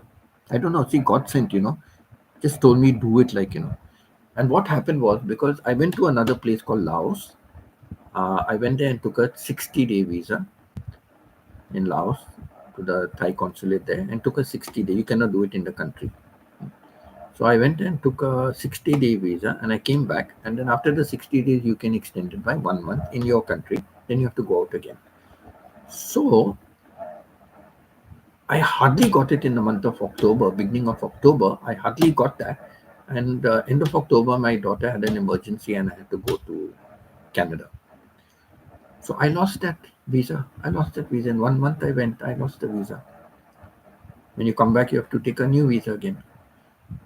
So that got me thinking. And when I came back, you get 30 days on arrival. But I said, no, this is nonsense. Supposing I have to go, there's an emergency. I have to go also for my emergency. So I found out all the rules and regulations. You can take over 12 months, 1 year. But first you have to take a 3 months called a non-B visa, non-O visa. So a non-B visa first, non-B visa, you have to take that. So I took that non-B visa for 3 months, and I paid double the agency fees for that compared to a 1 year visa after that. The 3 month visa was costlier. So I took that visa, and then October, November, December, January. No, I came back in November. Sorry, I came back in November, right? I came back in November, then decided to do it. So January, February, November. So December, January, February. Yes, I came back in November first week. So November to December, January, February, 90 days, right? So 90 days, February, and I started from end of November, so to 26th of November. So 26th of February, it was ending.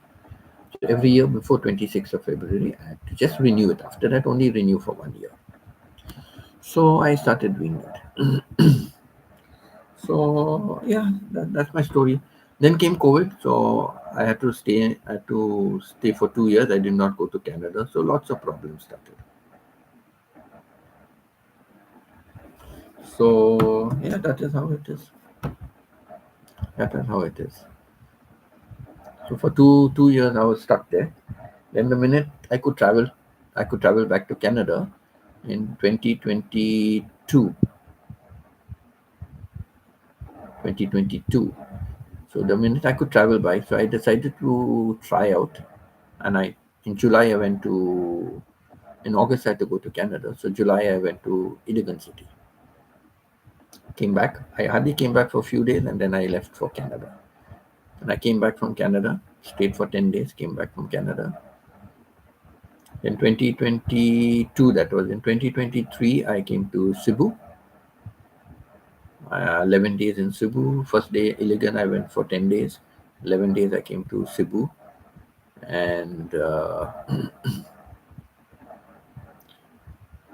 this year, 2024, I went to Manila. This time I was there for a month. I stayed in Manila for a month. So yeah, I've been to Thailand 5 times. I've been to Philippines 5 times. But I stayed for about 5 years in Thailand. Best, I would love to stay. If I had somebody to talk to, I would have stayed.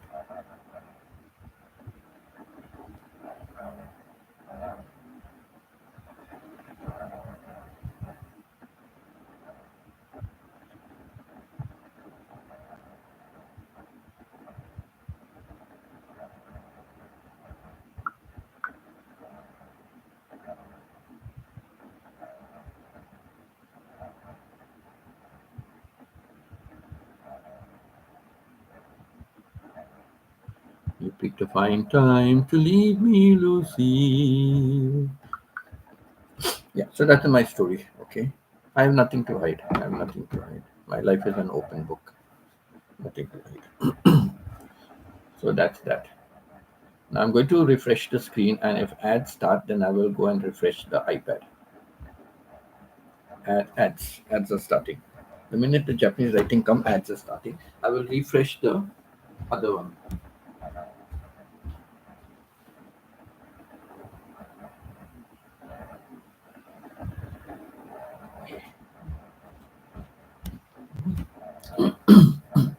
See, I refresh like this. I refresh the screen, ads come. So these are extra, right? These are extra. That also adds. iPad also ads are refreshed. So good. See, first ad is over already. So soon, First ad is over. Second ad has started. So yes, all build up extra revenue. Live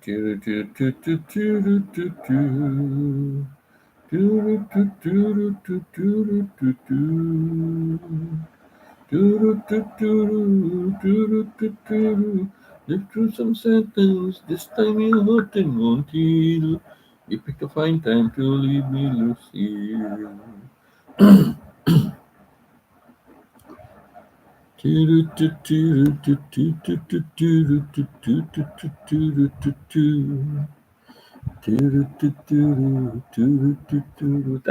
you everyone for being over here. Thank you everyone for being over here. It's so good to have you all here.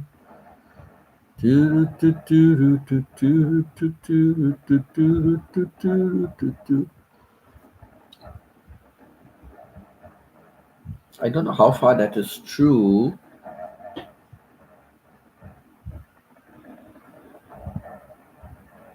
It's showing 9 million in the house. Okay. 9 million in the house.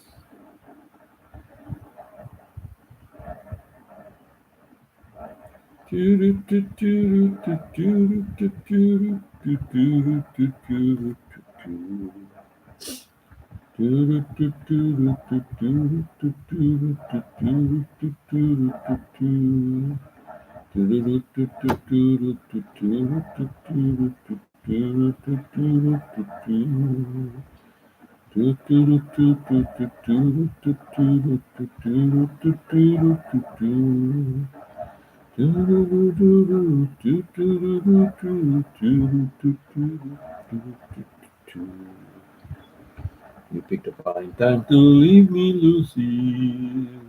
For hungry children, the crop in the field. I've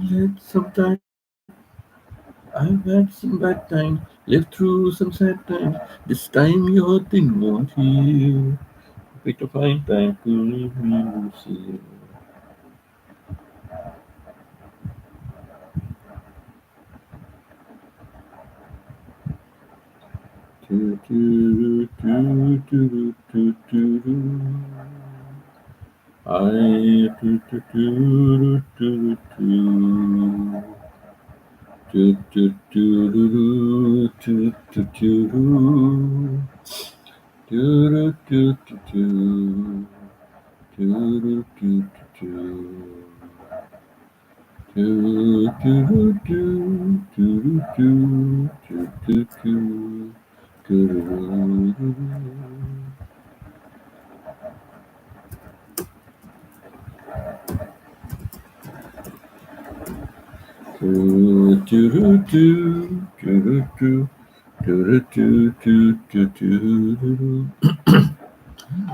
Yeah, so it's quite a lot of my life. I'll give some more stories about my job, my life. My job I gave already today. Some other things I'll give. Give about shopping and those kind of things. I'll give something. But staying in Canada it's a very difficult life. Unless you're getting a good salary, otherwise it's a very difficult life.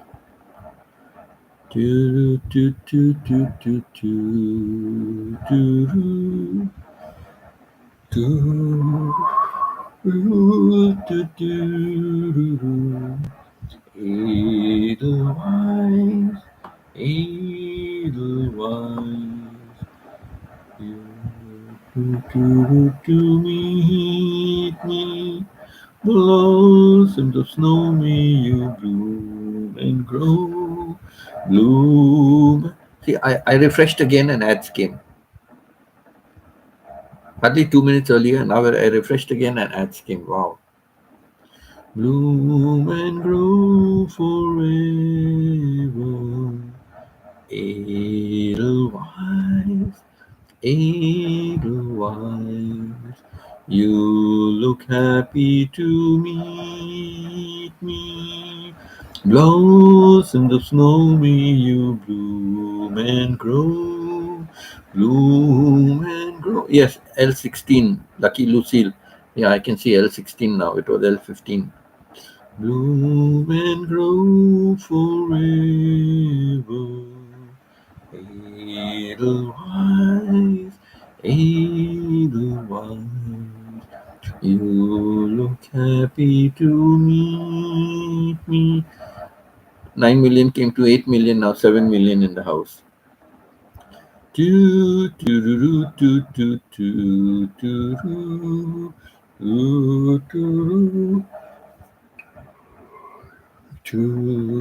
Edelweiss, Edelweiss, you look happy to me. Yeah, so that's the story. That's my story. That's my story. Don't ask me how, but here on YouTube also, it made me sad. But there was a time when some YouTubers were speaking about me behind my back. And that was very sad, very sad. I know about it for a long time now, but I don't know what prompted me to say it today. But I'm just talking about people so they said some things behind my back, but it's okay. I am what I am, right? I am what I am. And I don't show myself differently. I show who I am. I show who I am. That's it. So if people feel like, that people feel something or they have a bad opinion about me, well, that's their opinion, right? It doesn't matter to me. It's their opinion. I did feel sad. Thinking about it now, I do feel sad also, but it's okay. I learned to, when I heard about it, I just learned to move on. So I let it be at that. Yeah. What do you think? Better, right? Whoever spoke, they spoke because they wanted to speak or what they wanted to exchange, whatever it was. So that's okay.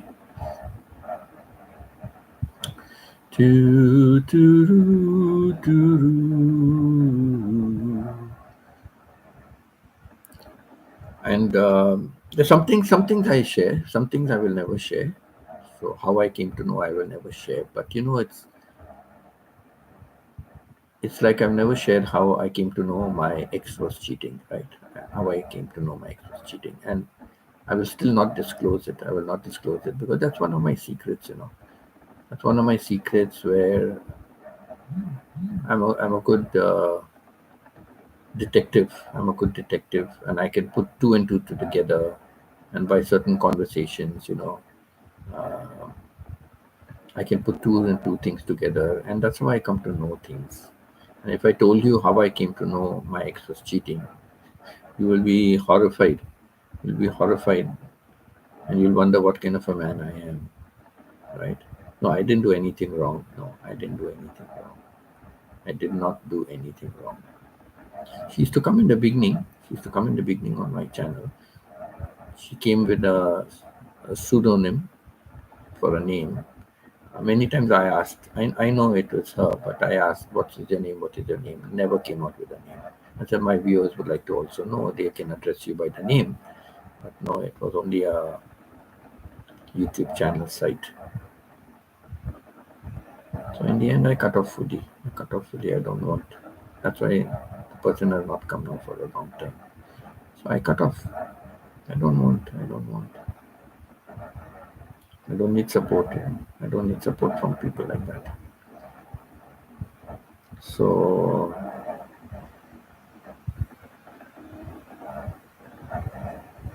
I never cut off from her. I still like now. I've not blocked. I've not blocked her YouTube, WhatsApp, Messenger, Facebook. I've not blocked it. I'm not. I'm not that type of blocking. Unless it's somebody really bad, grave, I block. Otherwise, no.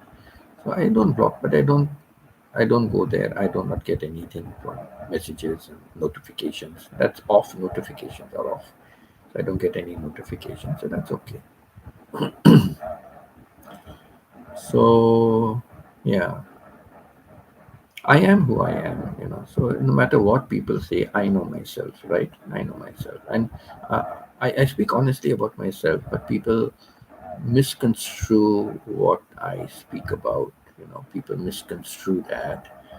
Uh, I think many feel like I'm very stingy. I'm very stingy with money, and things like that. I'm Mr. Scrooge, Mr. Scrooge, maybe in one way. Yeah, but no, I spend wisely. I spend wisely because money is limited. I always say money is a limited resource, right? Money is a limited resource.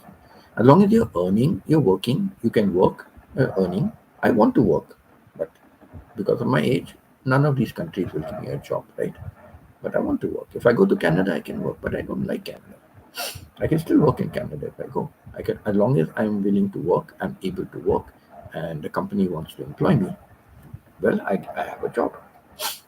In New Zealand, when we used to go for holiday, the guys that drove the van from airport to the place where we were staying, they were big bully fellows, real massive guys. New Zealanders, massive guys. You should see, I would like struggle to pick up my baggage, right? You see, yeah, picking up the baggage, one, two, and walking. My God, so strong they are. And what is the age? 70, 75, 80 years old, some of them. But 70, 75, like, picking up and walking.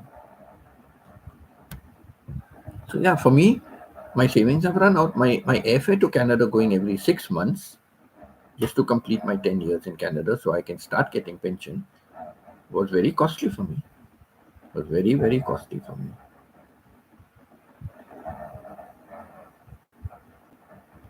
There was a time I paid almost 3,000 Canadian dollars for a return fare. And the last time when I went, I paid 3,100, almost 3,200, 1,993 or something Canadian dollars for a one-way fare. For a one-way fare, because I didn't know how long I would stay in Canada. So I just took a one-way fare and I paid 3,200, 3,193 Canadian dollars for a one-way fare. The last time I had gone to Canada and I paid $3,000 for a two-way fare, but this time I paid $3,200 for a one-way fare to Canada. That's a lot of money. 3,000 Canadian dollars is like 75,000 pesos. 75,000 pesos. How much can you do with 75,000 pesos in this? How much can you do? I would be able to sponsor 2 children, right? I'd be able to sponsor 2 semesters, right? So 75,000 pesos. But I had to go. I had to spend the money. So my savings have been coming down. When COVID came, then all the classes stopped. But for my classes, I used to still save. I used to still save money. I don't believe in wasting money, taking taxis and going. No, I take the normal buses, tuk-tuks, jeepneys. I take that.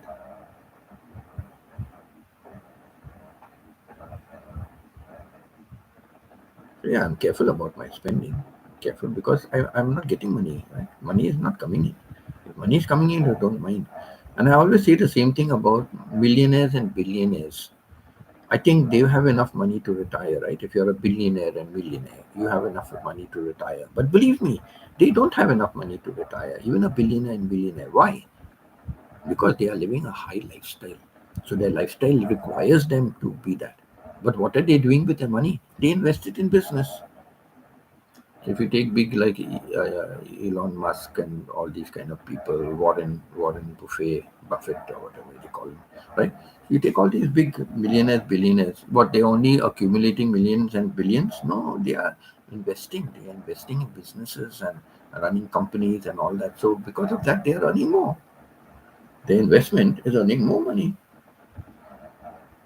and that is why I always tell people, and many Filipinos, I used to help them, give them 5,000 pesos, start something of your own,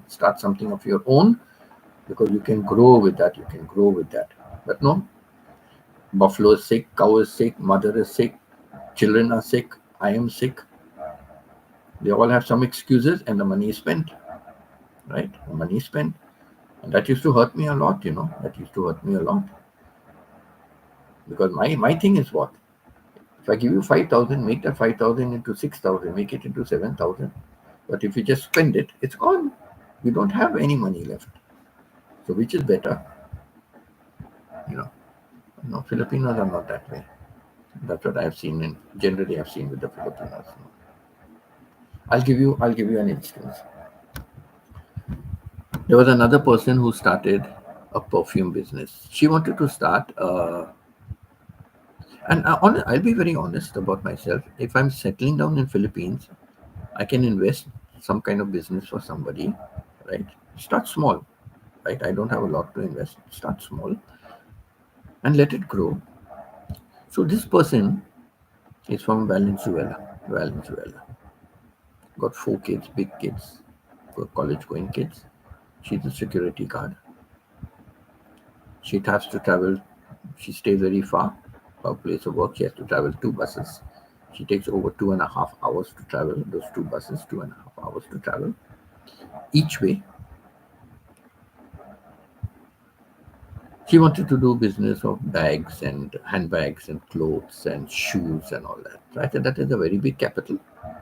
I need to be in Philippines. I need to be close to where that person is staying.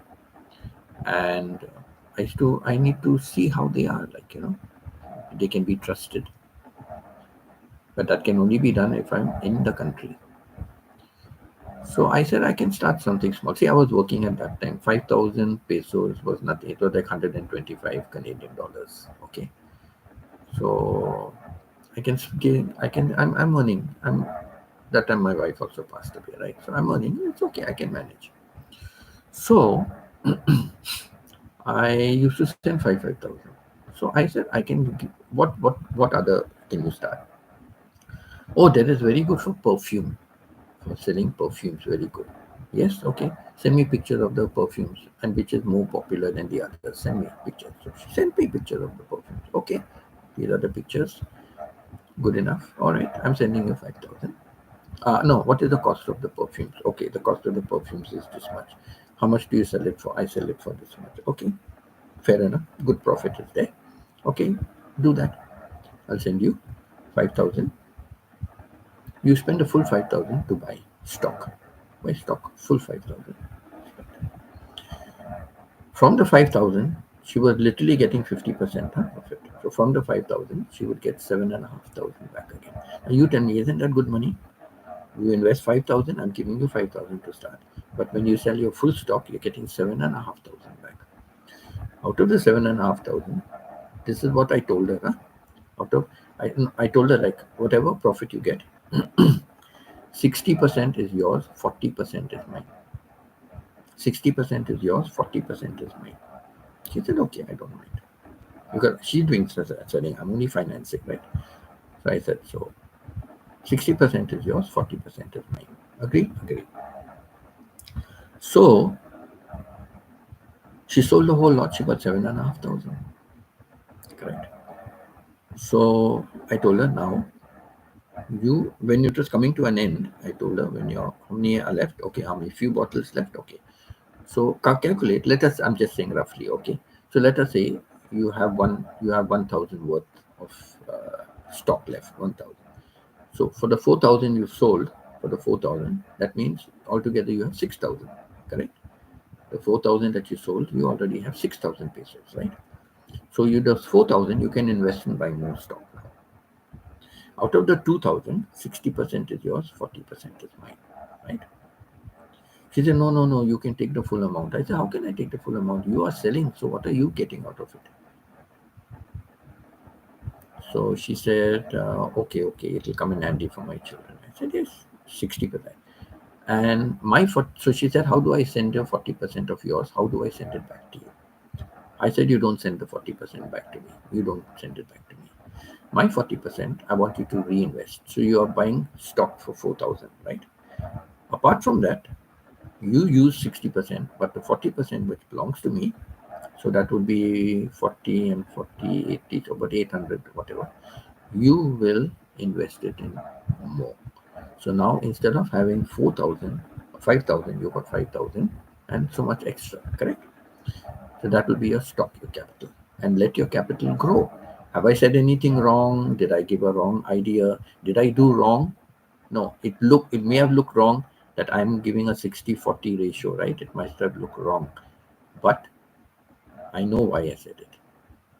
I know because I wanted to reinvest the 40%. If I say, okay, out of your profit, you spend 60% and 40% you invest in the business, you think they would do that? No. But having a moral obligation or responsibility that I gave that money to start with, so you need to pay me back. So, that would be an obligation that they would have to put it in. Then, though I know my ex was cheating, like there was something wrong with my ex, I know. Only greedy for money, gold digger. But still, when I went back, I had to still her necklace was still to be pawned. I paid part of it what I had, but I didn't have enough. I sent money back. So I did not send her the money. And then I was negotiating that I have to come back in July. So since I'm coming back in July, I will not come to see my ex. I will come to Valenzuela. I will come there for 1 month. I'll stay because in the 1 month I will know, if this person is really serious, really, doing the business. The business is really flourishing. It's a good business. So I wanted to see if it would be good, and if it is good, then I don't mind. We take a trip somewhere wherever it is to invest in, the bags and shoes and all that. And she said, like outside the house there is enough space to set it and all. So okay, fine. But I need to see for myself. So I said, search for a place for me to stay.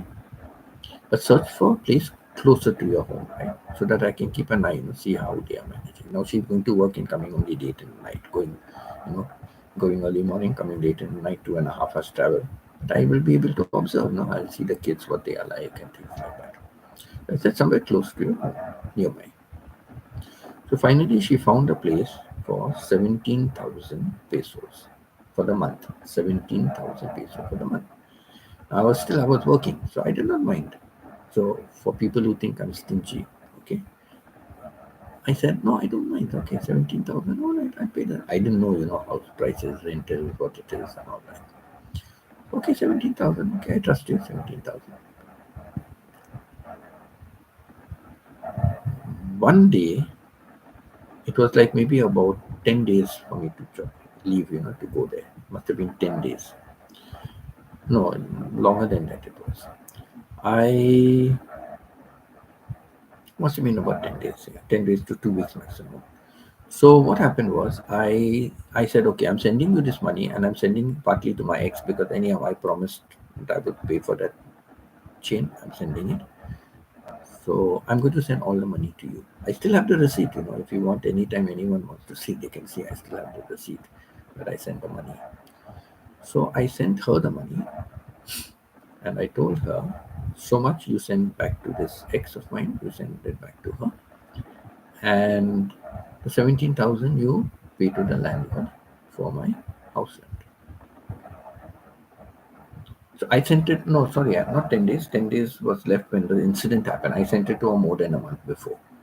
Yeah, that's why I was saying something is wrong somewhere. Yeah, I sent it more than a month before because after that I broke off with my ex. That was the last straw. I broke off with my ex. So it was more than a month before I sent it to her. But it was about 10 days or 2 weeks before I left. She called me and she started crying. She started crying a lot. I said, what happened? Just tell me what happened. Crying is not going to help. I don't know how to tell you. I said, well, you call me and you're crying, and so you have to tell me then, right? She said, I was robbed of all the money I had. I said, really? She said, yes, I was robbed of all the money I had. Okay, you got to explain to me, how were you robbed? You got to explain to me, how were you robbed? So she said, I had all the money with me in my handbag, and I was at work, and she is a security guard for one of the shops. Okay, shops. So somebody opened her bag and took away the money. So I said, okay, fair enough. You're working in a shop, there must be, you're the security person, but yet somebody robbed from you. Okay, so that's the first thing that struck me. Where do you keep your handbag? I don't know, correct? I don't know where she keeps her handbag. But that was strange that you're a security person to see that nobody is stealing from the shop, and somebody is stealing from you. I was a bit taken aback about that. So as they say, red flags in the Philippines. So this was a major red flag for me. So I said, okay. So why did you take the money with you to work? Why did you take the money with you to work? Say, no, I took the money because I had to buy new stock of perfume. Now somebody was there. I don't know it's not like a middle person. This is a middle and a third and a fourth and a fifth person. God knows where that one is buying from. But she was buying from somebody else who's already buying from someone else who's already buying from someone else. That's how it was working. So everybody is putting up their cost, right? So the perfume is ending up. I can imagine what is the main original cost of the perfume. Must be nothing.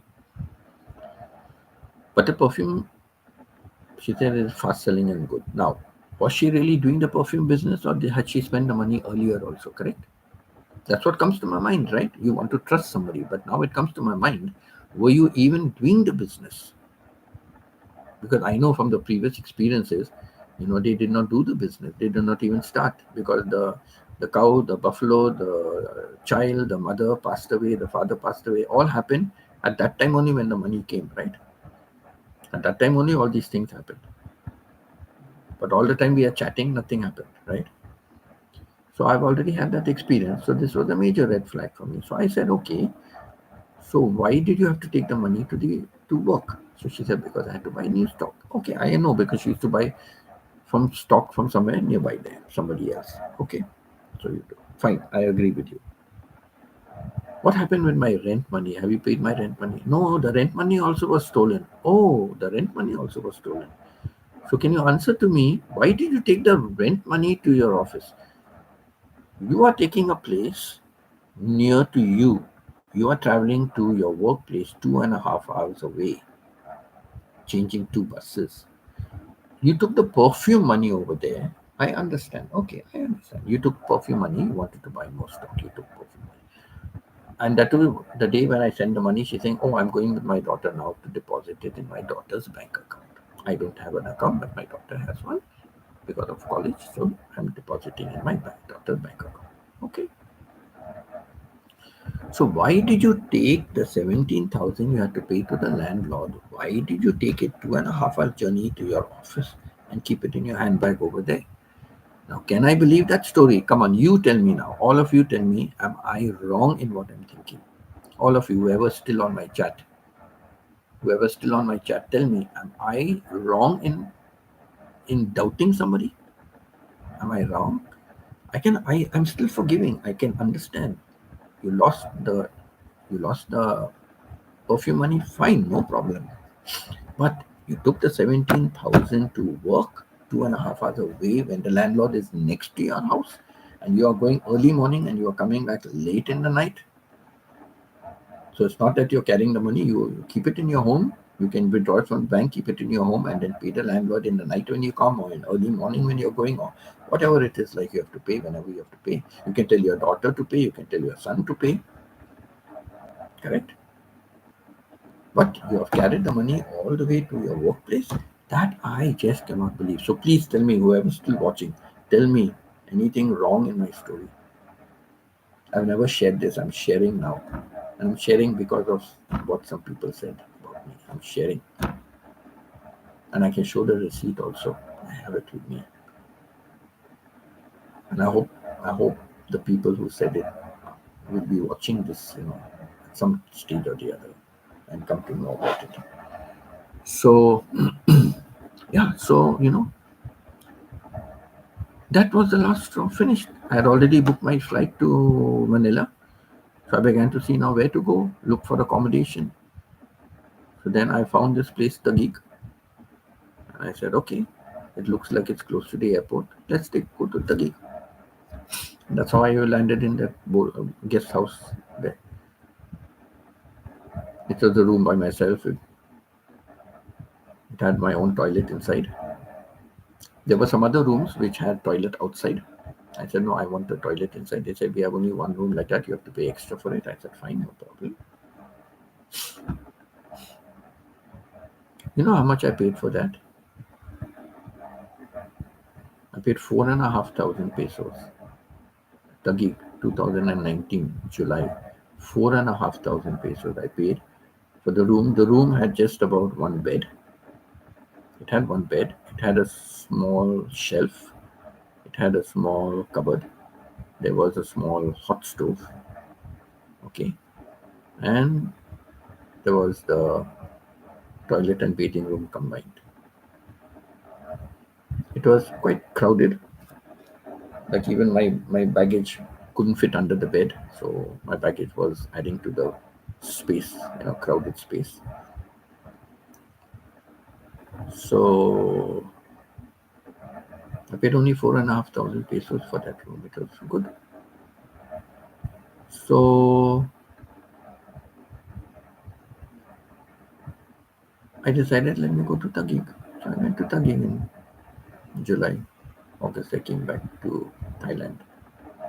So I spend. It's not that I don't spend. This time how much I spent for accommodation? I first stayed in a hotel, and then I took the Airbnb. I spent over 40,000 pesos. Over 40,000 pesos I spent just for this 1 month in accommodation. Without a word of lie. Without a word of lie. My hotel was 2,000. Manila is a costly place. My hotel accommodation was roughly 2,000. I had to Google and see, wherever I'm getting cheaper. So I got like for about 1,600, 1,800.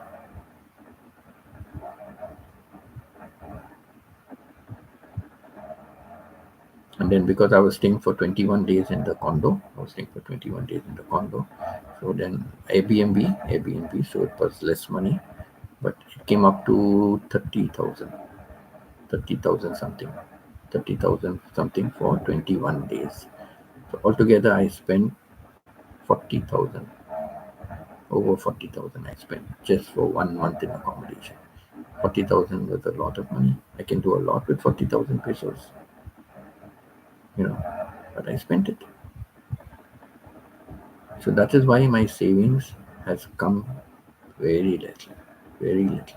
Still with all that, whatever I can manage, I still send people money. I still send people money.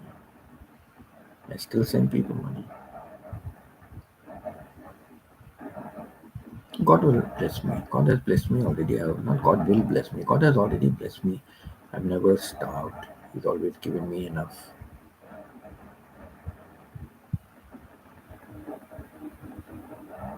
I've kept good health. That is most important. I've kept good health. So that's why what people say about me, I don't care. I know myself. And I know my situation, and I know what it is. My daughter told me, Dad, in your position, don't you think you need money? When you start monetization, don't you need the money for yourself? Instead of giving it to some Filipino child for his education. And I said, yes, I need the money for myself. It is better I can have some extra money for myself, right? But no, this is something I pledged from last year. And this is something in April 2018 when I came and I saw that little boy with the candy. I've given that story many times. When I saw that little boy with the candy, it touched my heart. And I said, when I settle down in Philippines, I need to do something for the Filipino children. The only thing I can do is educate them. I can teach free, but I'm not allowed to teach. And it seems you're not allowed to be with a child alone. You're not allowed to be with any children alone. A foreigner cannot be alone with any children. So if I'm teaching kids, like let's say I'm teaching in a room or something, I cannot be alone with those kids in the room. No. So, but I said I would go to the and I'm not allowed to work that way, right? But I said I would go to the Barangi chief. First of all, I would go to the Barangi chief wherever I'm this. I talk to the Barangi chief that this is what I want to do.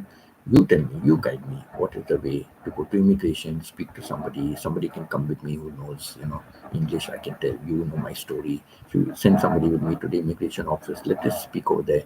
And I'm going to give free classes to those who cannot afford. That's what I'm going to do in your Barangi. Those who cannot afford, I will teach them free. Because in Philippines, it seems the education is free, but they have project work to do, they have other things to do, all that costs money. Parents cannot even afford to send them. And that's what happened with those kids with that candy thing. It was a weekday and they were not in school, they were playing. Parents cannot afford. So I decided at that time that I'm going to teach Filipino kids. And I'll find out from the barangay chief, head, find out what way I can do it. I'm willing to give my services. I don't have the money, but I can offer my services free to people.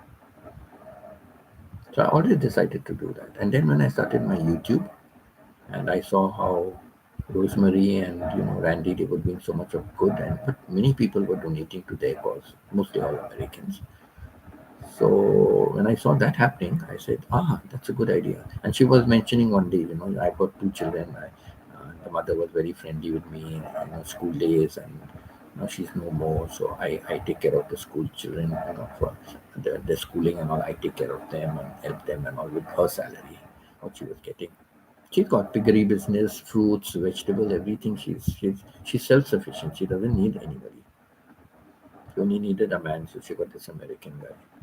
So I said, "Oh, that's a good idea." I told her, in fact, I said, "I will sponsor your two children, whoever it is. If I monetize, I will sponsor them." So I promised that to her actually. But then now I don't know. So many more than 2 years have passed. They're already in university. They're already in college. So they are managing in college. And then my group told me that there's somebody else there. My group said there's somebody else. So why don't you sponsor that person? That person's son is going. So I said, okay, all right, fine. My earning over here is to give it to somebody, right? It's to give it to somebody for a college education. So how much I earn, I will give. If I'm earning $100, I will give $100. If tomorrow I begin earning $1,000, I will give $1,000. Like my nephew was telling me, Uncle, you should keep the money first for yourself. But if you get money and you're getting a good sum of money, why don't you give some and keep some for you? I said, no, my son. I said, no, this is my pledge, this channel. If I start another channel and I want to monetize another channel, then that what I earn on that, I will keep it for myself, right? But this channel, whatever I earn, and that's why I have a second channel, but I've not prioritized my second channel. I've only got 4 videos. I've got over 250 subscribers, but I'm not really looking so much towards monetization. I want this channel to first pick up, this channel to grow. I want this channel to grow. Because 10 to 1, I'm just waiting. It's just a matter of time. I'm soon going to get the pension. They have to give me the pension. I've sent in now again everything, whatever last thing they wanted, I've sent it. I just posted it about a week ago, or 4 or 5 days ago. So now they have to give me my pension. So I'm just waiting now. It's just a matter of time when they're going to start it. And when I get my pension, it's enough. It's not much, but it's enough for me to live. So whatever little bit saving goes tomorrow, it gets, God forbid, God has given me good health, but supposing God forbid I get sick and I need medical expenses, I have to rely on my savings. I cannot go to Canada and get medical expenses immediately because now I'm going to be staying out for more than 6 months also, right? I don't know when next I'll go to Canada. So because of that, I need to be in Canada for 5 months. I cannot be more than 5 months out of Canada to get medicals. So yeah, that is the thing. So then whatever little savings, keep it for emergencies. And with my pension, I can manage. It's enough for me to manage for accommodation. I cannot stay in Manila. But in Cebu, I know it was cheap. Not cheap, 10,000 maximum, 10,000. 10,000. Chona's daughter was staying in a nice 2-bedroom place. She was staying in a 2-bedroom place in close to Mandavi area, somewhere, not Mandavi, but close by there. And it was 10,000 for the 2-bedroom. Only you have to furnish it anyhow. But 10,000 peso rent. So that's okay. 10,000 there, 10,000 for my food. That's it. Good enough for me. I can manage.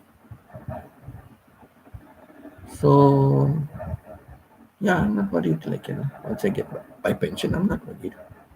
I can spend my full pension because I know I'm keeping on getting it every month.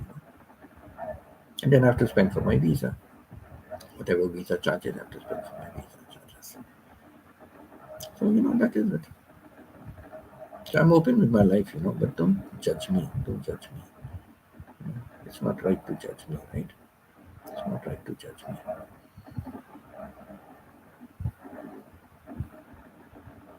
There was a time I was earning 6,000 Canadian dollars when I was in Dubai. That was my salary, equivalent 6,500 Canadian dollars, tax free. Tax free, 6,500 Canadian dollars.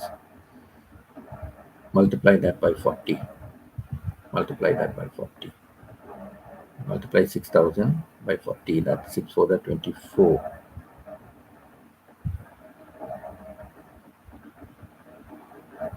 So the 24, 240,000 pesos a month. That is my salary in Canada.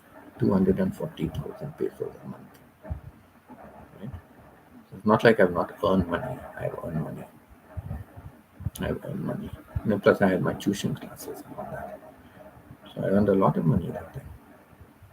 I earned a lot of money. I earned a profit of 35,000 Canadian dollars. 35,000 Canadian dollars was my profit just for my Tesol business. My Tesol business, I had only totally 20 teachers, 16 in the first batch, 4 in the second batch, 16 teachers.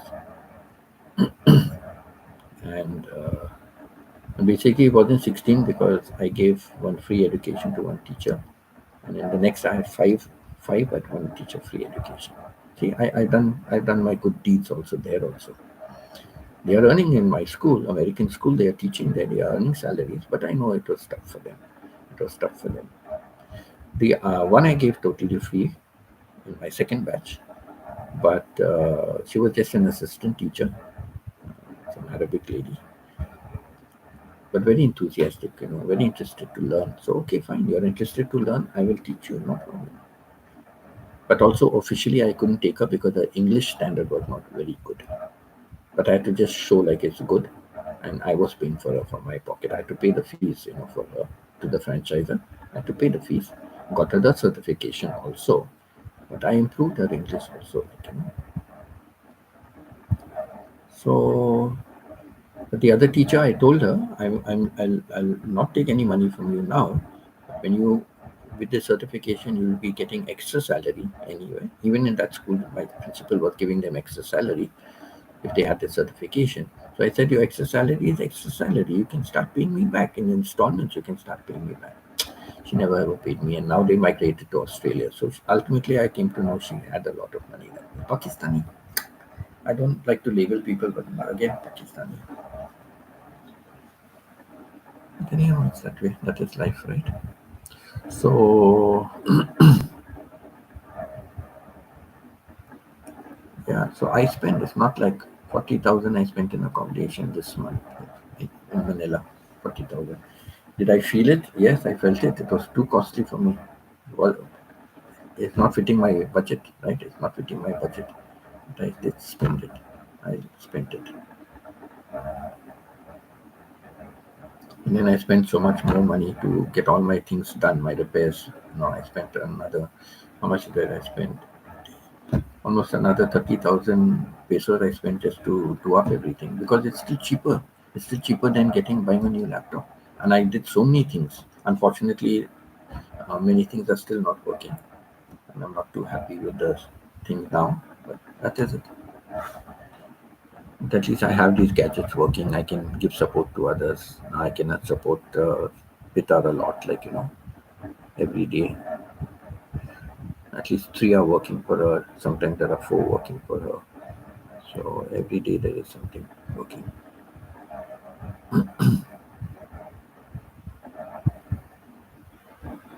Yeah, Pita, actually, I forgot there were four working today, not three, because I left my phone today. I didn't touch my phone. I brought my phone only now in the after lunch. I brought my phone with me. So whole morning there was like four working for you, except for CK, and after that back again. So four were working for you today. So that's my life. That's my life. I'm open. So for me, I'm still interested. Even whatever little savings I have, I don't mind if I find a good person. I don't mind investing in that because get some returns. Get return, build it up.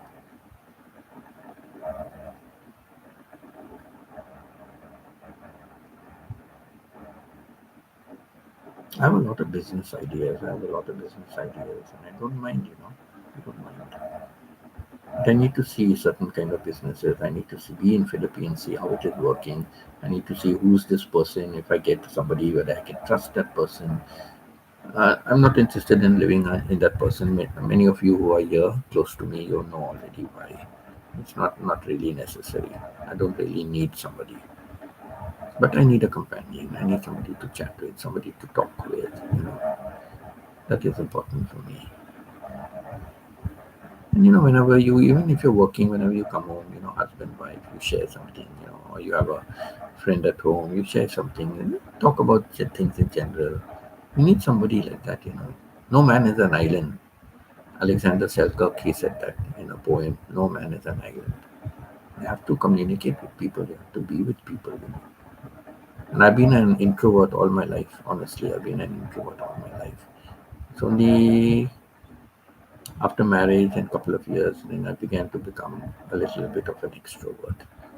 Now also, you see, I don't like parties, I don't like going out, I stay to myself, you know. I I don't drink, I don't smoke. So parties and all are not for me. I don't think been to a cinema and seen a movie in a cinema hall.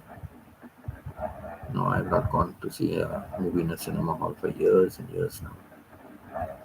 Canada, I never went. So many years I was in Canada, never went to a cinema hall. Visited Philippines so many times, was in Thailand so many times. Never. I like to see movies. I see it on my. Why pay so much of money? Quite costly there. I think it's almost about 800 for a ticket in Philippines. 800 or something for a ticket. Something like that, close to it. 600, something like that. So never went and saw. I can see on my laptop Netflix and other things I can see. No problem. I don't need to see again. I forgot to refresh my screens. So yeah, I not that I don't spend. I spend wisely. Sometimes I spend foolishly, like 40,000 for accommodation. I spend that's beyond my budget is 10,000. I spend 40,000. So it was a waste of money for me. But okay, I came for a particular purpose. I came for a holiday. I wanted to see, and I've been to Manila side. I wanted to just be there and see how it is, experience it for myself. So that's it. I had to spend to do that, right? Because Manila is a costly place.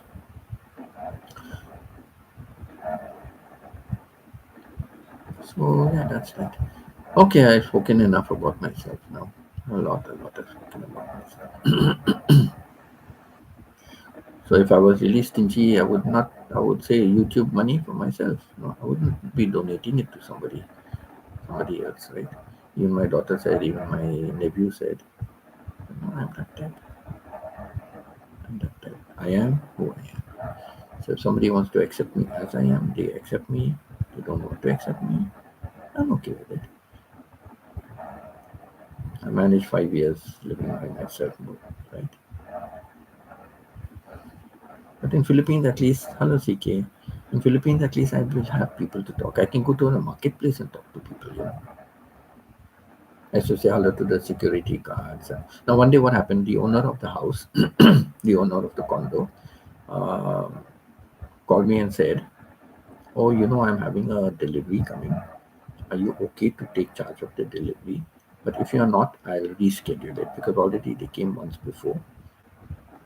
But she was sending the maid, to the cleaner or something. So it didn't happen. He said, I can tell him to come some other time. I said, no, what's in that? I'm at home, I'm here, don't worry. I'm not going anywhere. So the security came up and called me and said, oh, delivery. Okay, I went down. And first time it caught me unawares. So the fellow said, sir, I have to take a picture of you. I said, a picture of me? Why? He's saying, next, sir, you have to hold the parcel and I have to take a picture with you. So it's proof that I have given you the. Oh. So I said, okay, sure. Took the parcel. And then I said, so I'm looking at the security. Okay. The security and the reception. The reception is a female security was a guy. So I said, so I'm very new to this. And now, wait 1 minute. I told that courier service guy. I said, wait 1 minute now. So I looked at security. I said, can you tell me now when I'm taking this picture, am I supposed to smile and be very happy and all that? Or should I be sad or something or what? I said, because in Canada, we are not allowed to smile for photographs. Any official photograph, you're not allowed to smile. So you tell me what? They all started laughing. The courier service also started laughing. So I said, okay. So I had a big smile. Okay, take out the picture. So security for them that they've delivered the picture, right? So I delivered it to this guy because it's not the owner also, I guess, no. But I guess this is what they do. So took a picture of me with the parcel. So I catch this guy. He's got the parcel.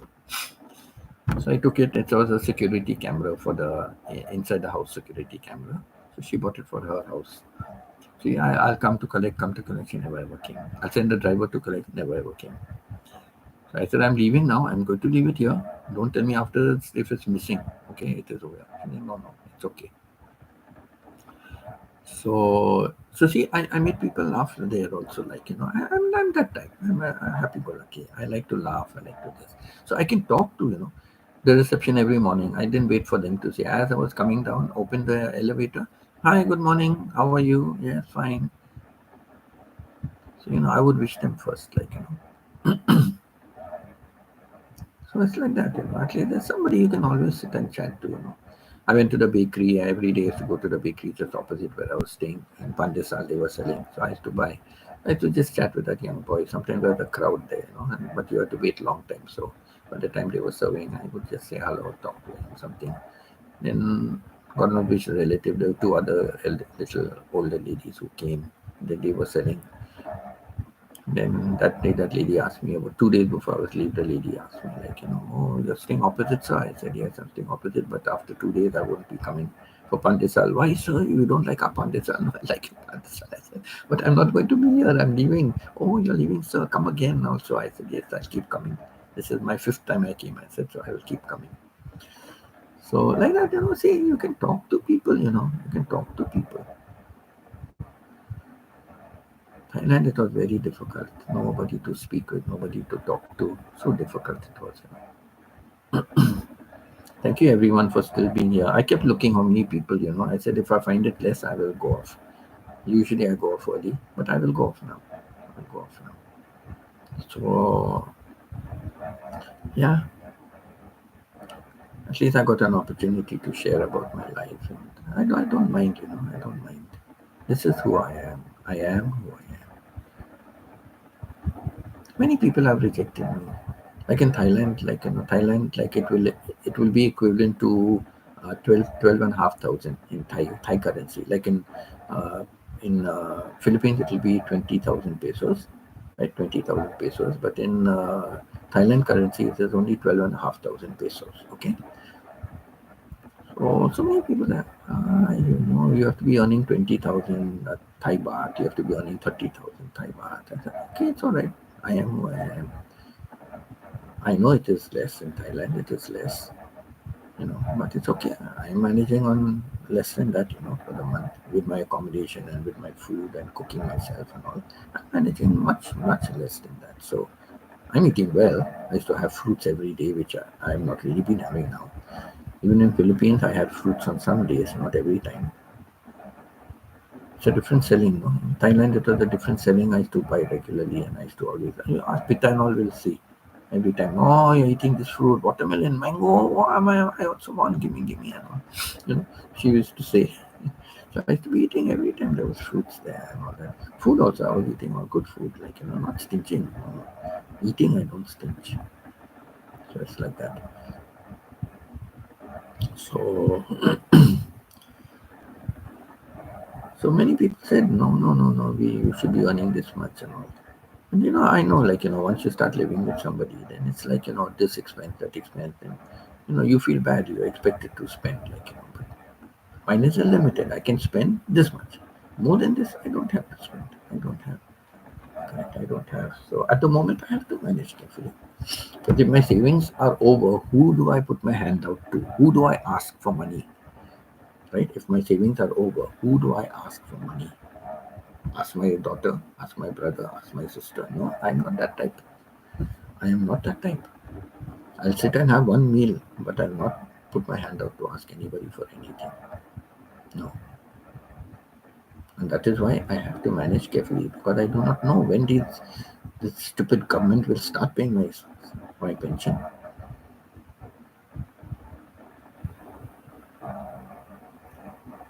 So from COVID time, it's over now. 3 years, I'm still managing now. And how much of traveling I've been doing, and how much I'm spending on flights. If you put all that together, you'll find I've been spending a lot of money. So my savings has become less. So I have to be careful with what I have now. I would love to go to Canada and see my daughter. I would love to see my grandchildren. How much my grandchildren said, Grandpa, please stay with us, Grandpa. We are going to miss you. My daughter gave me an option. The day before I left, one day before, she took an off. She stayed with me, chat with me. And then she said, Dad, come here, I want to show you. And she showed me, like how Steven said his father is in a trader. She showed me. But I don't know what kind of trader Steven's father is in. But this is a motor home. So you can drive and you can take your house wherever you're going. It's your house. You can take it wherever you're going. The trader van is converted into 1 bedroom, 2 bedroom, 3 bedrooms. They have like that. So my daughter said that you don't need a big one. Just one bedroom is enough for you. And we have a lot of property on our area. We have a lot of property. So you can park your trailer. So you're having your own privacy, plus you're with us. And she said, so that this is your second option. But anytime you want to make it your first option, just tell us. You want to make it your first option, you're welcome to do so. And then my daughter said, like, if you want for yourself, because I still want to work, right? I'm still capable of working.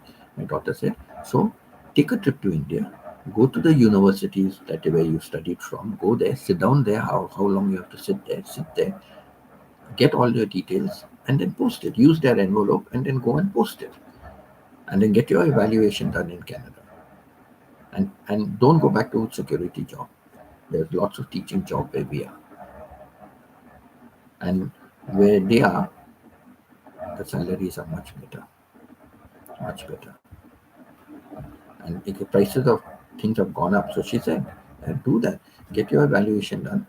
And then you can join over here. You can join. They will take you. They know. I know what a good teacher you are. They will take you. And age is no bar, right? Age is no bar. I'm still physically active.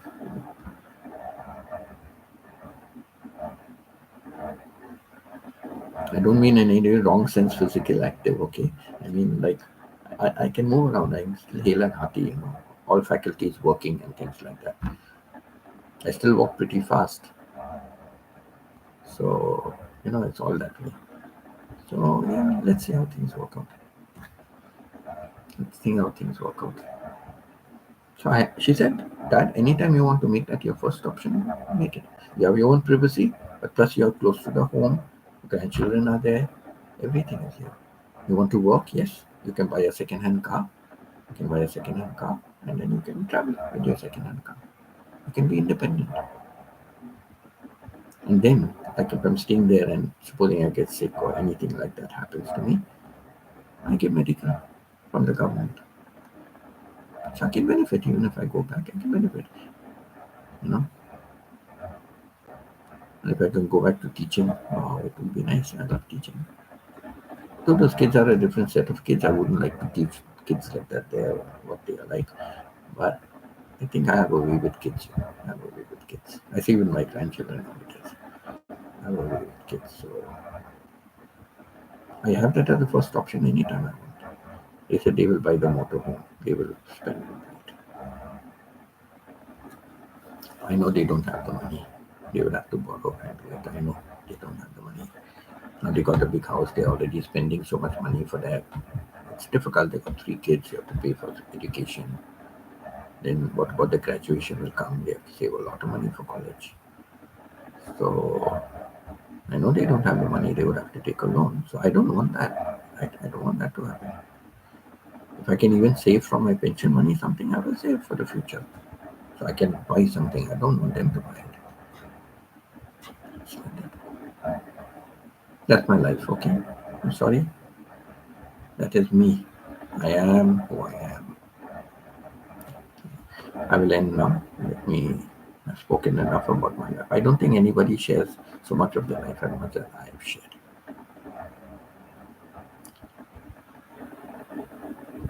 But it's okay. I know no one is really going to be playing the replays and listen to it, but it's only you guys who are here, who are now here listening to me. Only you will know my story, right? There's nothing wrong in anyone knowing my story. It's no secret.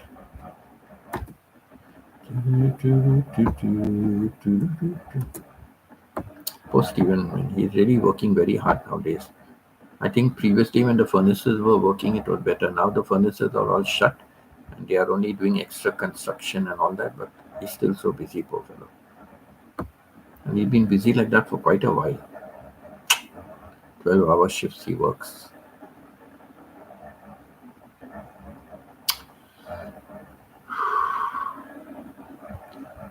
I have been through it, so I know what people. I have been in those people's shoes, so I know what it is like. 12-hour shifts to work every time. It's really difficult. So please remember, please pray. Martha, Disha, Naphtali, Rudy, Rick, Veronic, Stephen, Ray, Sherry, Nair, and Myrna. Okay, the list is really too long, but please pray for them. Pray for them that they will heal. Okay, pray for them that they will heal. Pray for them that they will heal. I can only ask for that. Prayers for that. Prayers for that, and for me, just watch the ads. Because it's not going for me, it's going to your Filipino child. I've got $51.78 as of today, Canadian. Okay, always remember when I talk, it's Canadian, not US. All right. So I've got $51.78. My ad revenue per day, I don't know how much, but this morning when I saw my ad revenue, it has gone up to $1.50. It went up. Yesterday it was $1.13. Before that it was $1. A couple of days before that it was $1.26. It was $1.26. But today when it went up, it's gone up by $1.50. That's good,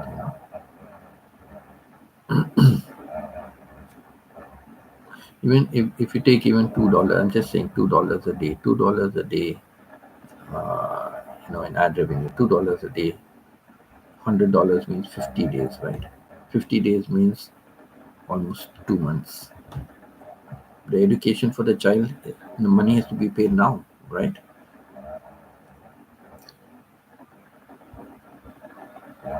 September, one installment is coming up.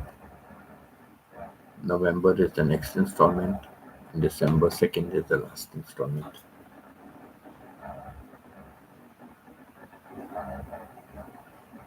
So, it's difficult, right, for the person to manage. So even if I can give a little bit, at least that's something that is going to benefit them. There's so much less to look around for. Sometimes people have to take a loan also, right? So at least they can take 4,000 peso less loan. So they pay less interest on that 4,000 peso, right? It makes a difference. So please pray for the good health and just watch my ads. And please share with others my videos. And I hope at least somebody else also will come and join memberships. The membership means then every month that little bit is coming extra, right? And it's only $2.99 US dollars, $2.99 US dollars, $2.99 for the lowest one. And Canadian, I looked, I think it's the same for Canadian. I did the calculation, it's coming to the same as US dollars. It's surprising how it is like that. but it's $2.99 for the lowest membership. But I don't have, I don't have enough people on my this. I got US is number one on my analytics, but I don't see them. I don't see them. They would be in a position to contribute because $2.99. It's nothing. It's nothing. Steven took the higher one. He took a higher one for himself. He's a good man. And it's all going to help Filipino kids. And because we are helping the common person, right? You have all suggested it. So that I will be giving that money to that person. It's not going for me. So it's that way. Okay then. Love and God bless, and thank you everybody for being here. I'm very, very good. Happy. From 8 somewhere it went down to 7. Now it's come up to 10 again. 10 million. So that's why. But I will end it now. Pita has to go on a live stream also. Right. Pita, I think you were not on a live stream last night. You got back late or something. I looked in the morning for your live stream. I did not see it also. But last night I slept. And last night I didn't. I had a lot of Wi-Fi problems. I do not know. I tell you, last night all 3 angels of mine were giving problems. Okay, all 3 angels of mine were giving problems, but it was spinning. But my main channel never went off. You do not know how much I prayed to God, and I thank God. Not pray to God. I thank God. I said, God, I'm having problems with all my 3 angels. I have to refresh. I have to go back. I have to start again. They were all going off. But my main channel just remained. And finally, my main channel went off, but it went off after 10 hours because I got up early. I had to do some work and all that. And I came back and it went off after 10 hours. And but it was still showing. My screen was showing okay, but my others went off. And when I looked, and I said, okay, if it's gone off means it's gone off. And I refreshed the page and it said, thank you for tuning in. But my main screen was still showing. Nothing, it was still showing. But the minute I moved my laptop, it changed. Your live stream has ended. Actually, I put a thank you message. Sorry, I put a thank you message. But when I put my thank you message, the thing came with the bars. It did not record it because it said this has already ended. Yeah. And then the screen came, the end screen came. So, it was like that. So in the end, I said, God, I leave it in your hand. I'm going to sleep. So I slept quite soundly. Long hours I slept. Long hours I slept. So, okay, take care. God bless you. Thank you so much. Thank you all. God bless you and your families also. Okay. Take care. See you.